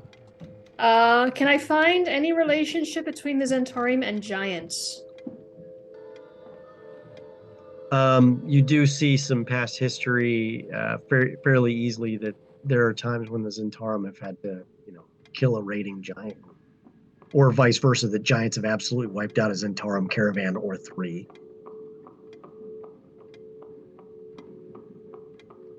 Nothing more serious than that? No. Okay. Let's see. In that case, I guess I am heading back up to the entrance. Okay. At the entrance, you see Cimarine fumbling through some papers in a room on their way to the entrance. Rafe, what are you doing? I believe at this point I'm probably making my way up from the first tier towards the entrance where Turja said she would meet me. Okay. And you bump into Turja as she's standing at the door looking at Cimarine as she's like, thank you so much for this paper that she just paid several copper pieces for. Sim, what are you doing? You looking for anything else? No. If I'm hearing, again, anyone coming up to probably keeping an eye out, like, hi, look what I found. I found information. And like, I'm very proud of myself. I did research. Oh. What did you find out? I found out that there's a bounty. It's not here, and I am in the clear currently. So we have that going for us. I also found out that, and I kind of shove the Grey Wolf poster, they also have a bounty on them. So I think now it's a race to see who can get who first. And races are fun. Third thing is, and I imagine the notes for the Fat Man are more like fantasy sticky notes. It's like scratch pieces of paper. As I like juggle, like, I found a few locations for a certain individual who might be a little seedy, but you never know what he might know, particularly about stealing stuff. I mean, borrowing stuff. Anyways, I'll see if I can track him down later. Well, considering we are trying to track down something that was stolen, that seems like a good idea. Nice work, Cimarine. I whack myself in the forehead a little bit, and I'm like, oh, right. Oh, the temple would have information on all the extant bounties. I should take a look myself. Do you have a bounty on you? Tarsha! No. Oh. At least I really don't think so. I'm gonna say, been holding back on us. Well, you didn't see a bounty on me, did you? No. You didn't catch Oh, it, did then you? probably I not. know. Should we get back to the villa and hope our friends are there? Reed, I don't want to make you go through all the bounties twice because you did it for Sim, but Turja wants to take a look at the bounties, and essentially I'm looking for anything that Grey Castles has posted and anything mentioning murder. Anything mentioning murder is going to be a large stack. There's a lot of murder. But murder and posted by Grey Castles. Or posted by my father, because Esfel did tell me that, remember? So your father did post a similar wanted poster for Rin Drakewood. Okay. His was only for 200 gold. Cheapskate. But Yeah. we discussed that, and it says, please for payment. Yeah. Does that guy even kill people? Dorn Greycastle has a lot of things out for different people. Rin Drakewood obviously is the one you know. Uh-huh. But it doesn't say who he murdered or anything else. But your father definitely has a wanted poster also for Rin. Well, I think I can safely assume he doesn't have multiple bounty posters out, so that's the one I'm worried about. Mm-hmm. Now, yeah. Greycastle also has multiple bounties out for other people too. There are ones for, another dwarf named the Weevil, who may or may not be up and down North and South Tradeway area. And supposedly for his theft of various goods from some of his caravans in the past and the murder of one of his caravan masters. There's some for some pirates off the Moonshay Isles, and some pirates down south near Am and Kalimshan. And there's some for various other criminals that have obviously committed infractions against Grey Castle. Apparently, Grey Castle's a guy who doesn't let anyone get away with anything. I'm only interested in one particular bounty, so I have all the information I need. Okay. Yeah. Okay.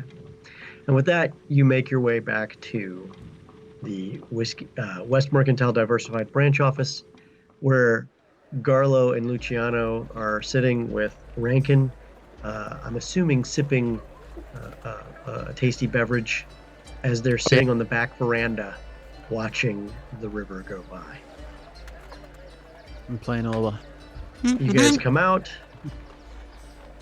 I must admit, I like working for you folk. You at least give me a nice view occasionally. You're the best drinker. Oh, I think the same of all of y'all. Quite nice. Every single one of you. You kind, Rankin. Oh my gosh. You guys step out on the veranda, and there they are. Hi, friends. Hey, look who finally showed up. What do you mean finally? How long You're have you back. been here? Waiting for days, it feels like. Yeah, wow, Days? no. Were we gone that long? There was a lot to read, Simmarine. A lot. But days? It didn't feel Never like go days. into a library. What day is it? It's the same day it was this morning, Simmarine. But a week later. No, Luciano, no. 10 days later, we're in Faerun now. All right. Rankin, if anyone else needs anything, I think that would be all for today. Because now it's like evening, right? Sun setting. Yeah, it's about 6, 7 in the evening. Get off my veranda. Well, I do declare that's absolutely outstanding. What time would you like me here tomorrow?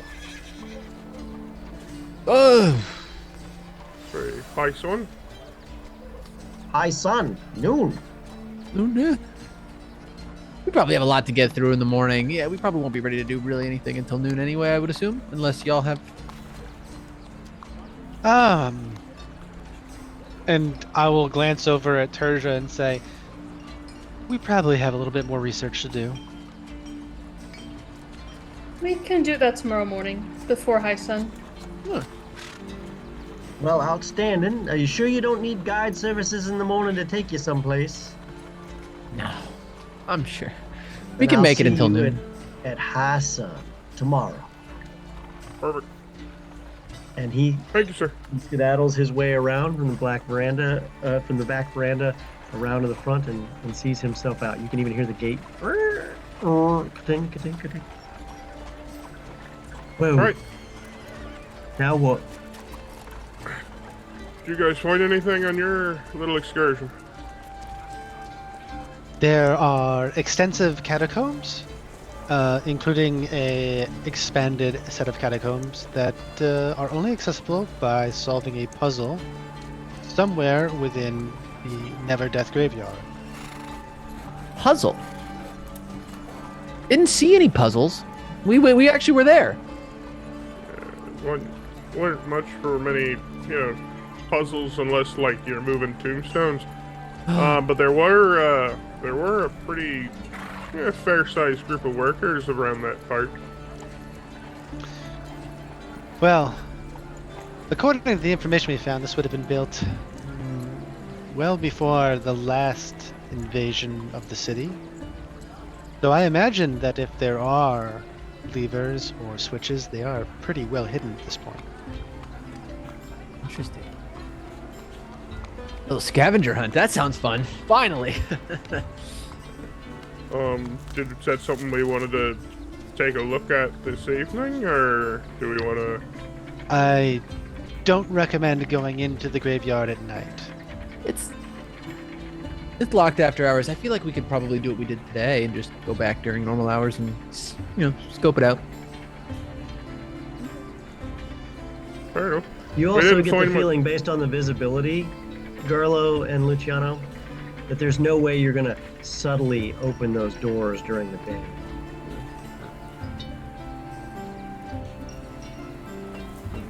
They're visible enough that anyone can hear it.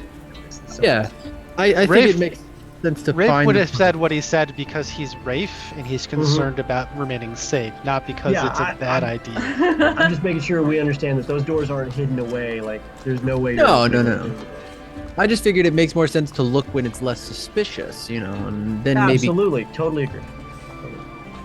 I do have one idea, because we weren't able to get certain vantage points while we were out and about. But Sim, if you and your Tressum could give me a hand, we might be able to at least do a little bit of reconnaissance this evening. Sounds like fun. Yeah, absolutely. If Yeah. anyone else wants to come, you're more than welcome. But I think probably, we won't be there for too long, I don't think. I'm always out for a night on the town, so I'm down to go. You're that kind of night? Well, Yep. Gherkin, is there any chance that we could get our hands on some potentially useful things like purified water? Or...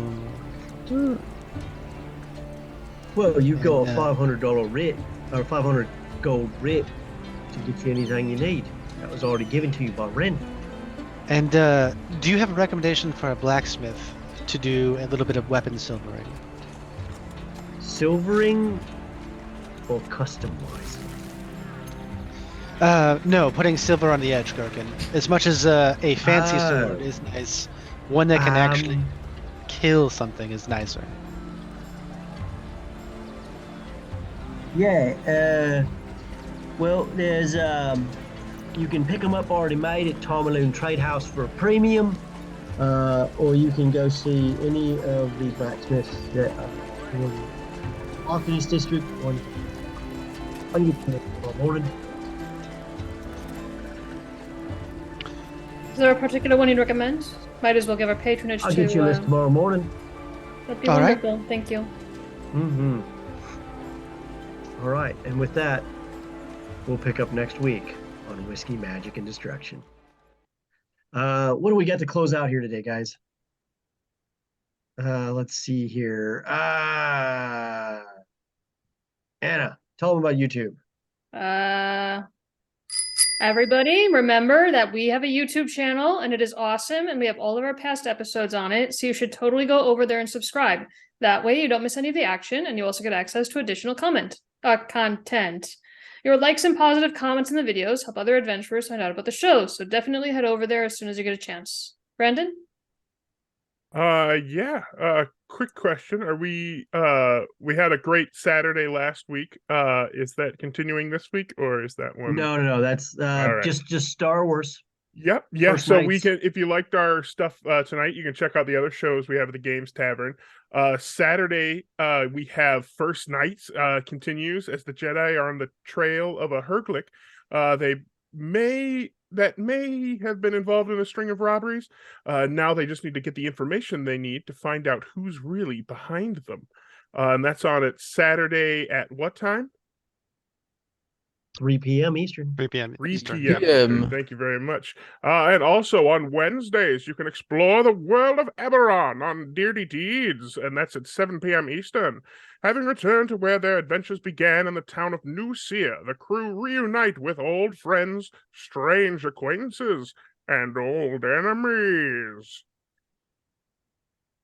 All right. A humongous thank you to Shard Tabletop for sponsoring this show. You can check out the link in chat and use a code TGTShard20 to get 20% off your DM Pro and other subscriptions. Guys, we can't say enough good things about Shard Tabletop. It is the official virtual tabletop of the Games Tavern. We use it all the time when we are playing D&D. It is amazing. And just one final thing I'd like to mention is don't forget to check out our cool The Games Tavern merch, which has cool stuff from Whiskey, Magic, and Destruction, as well as some of the other shows. Be sure and check it out. Pick yourself up something really cool and show your support for the cast and crew. With that, we'll see you guys next week on Whiskey, Magic, and Destruction.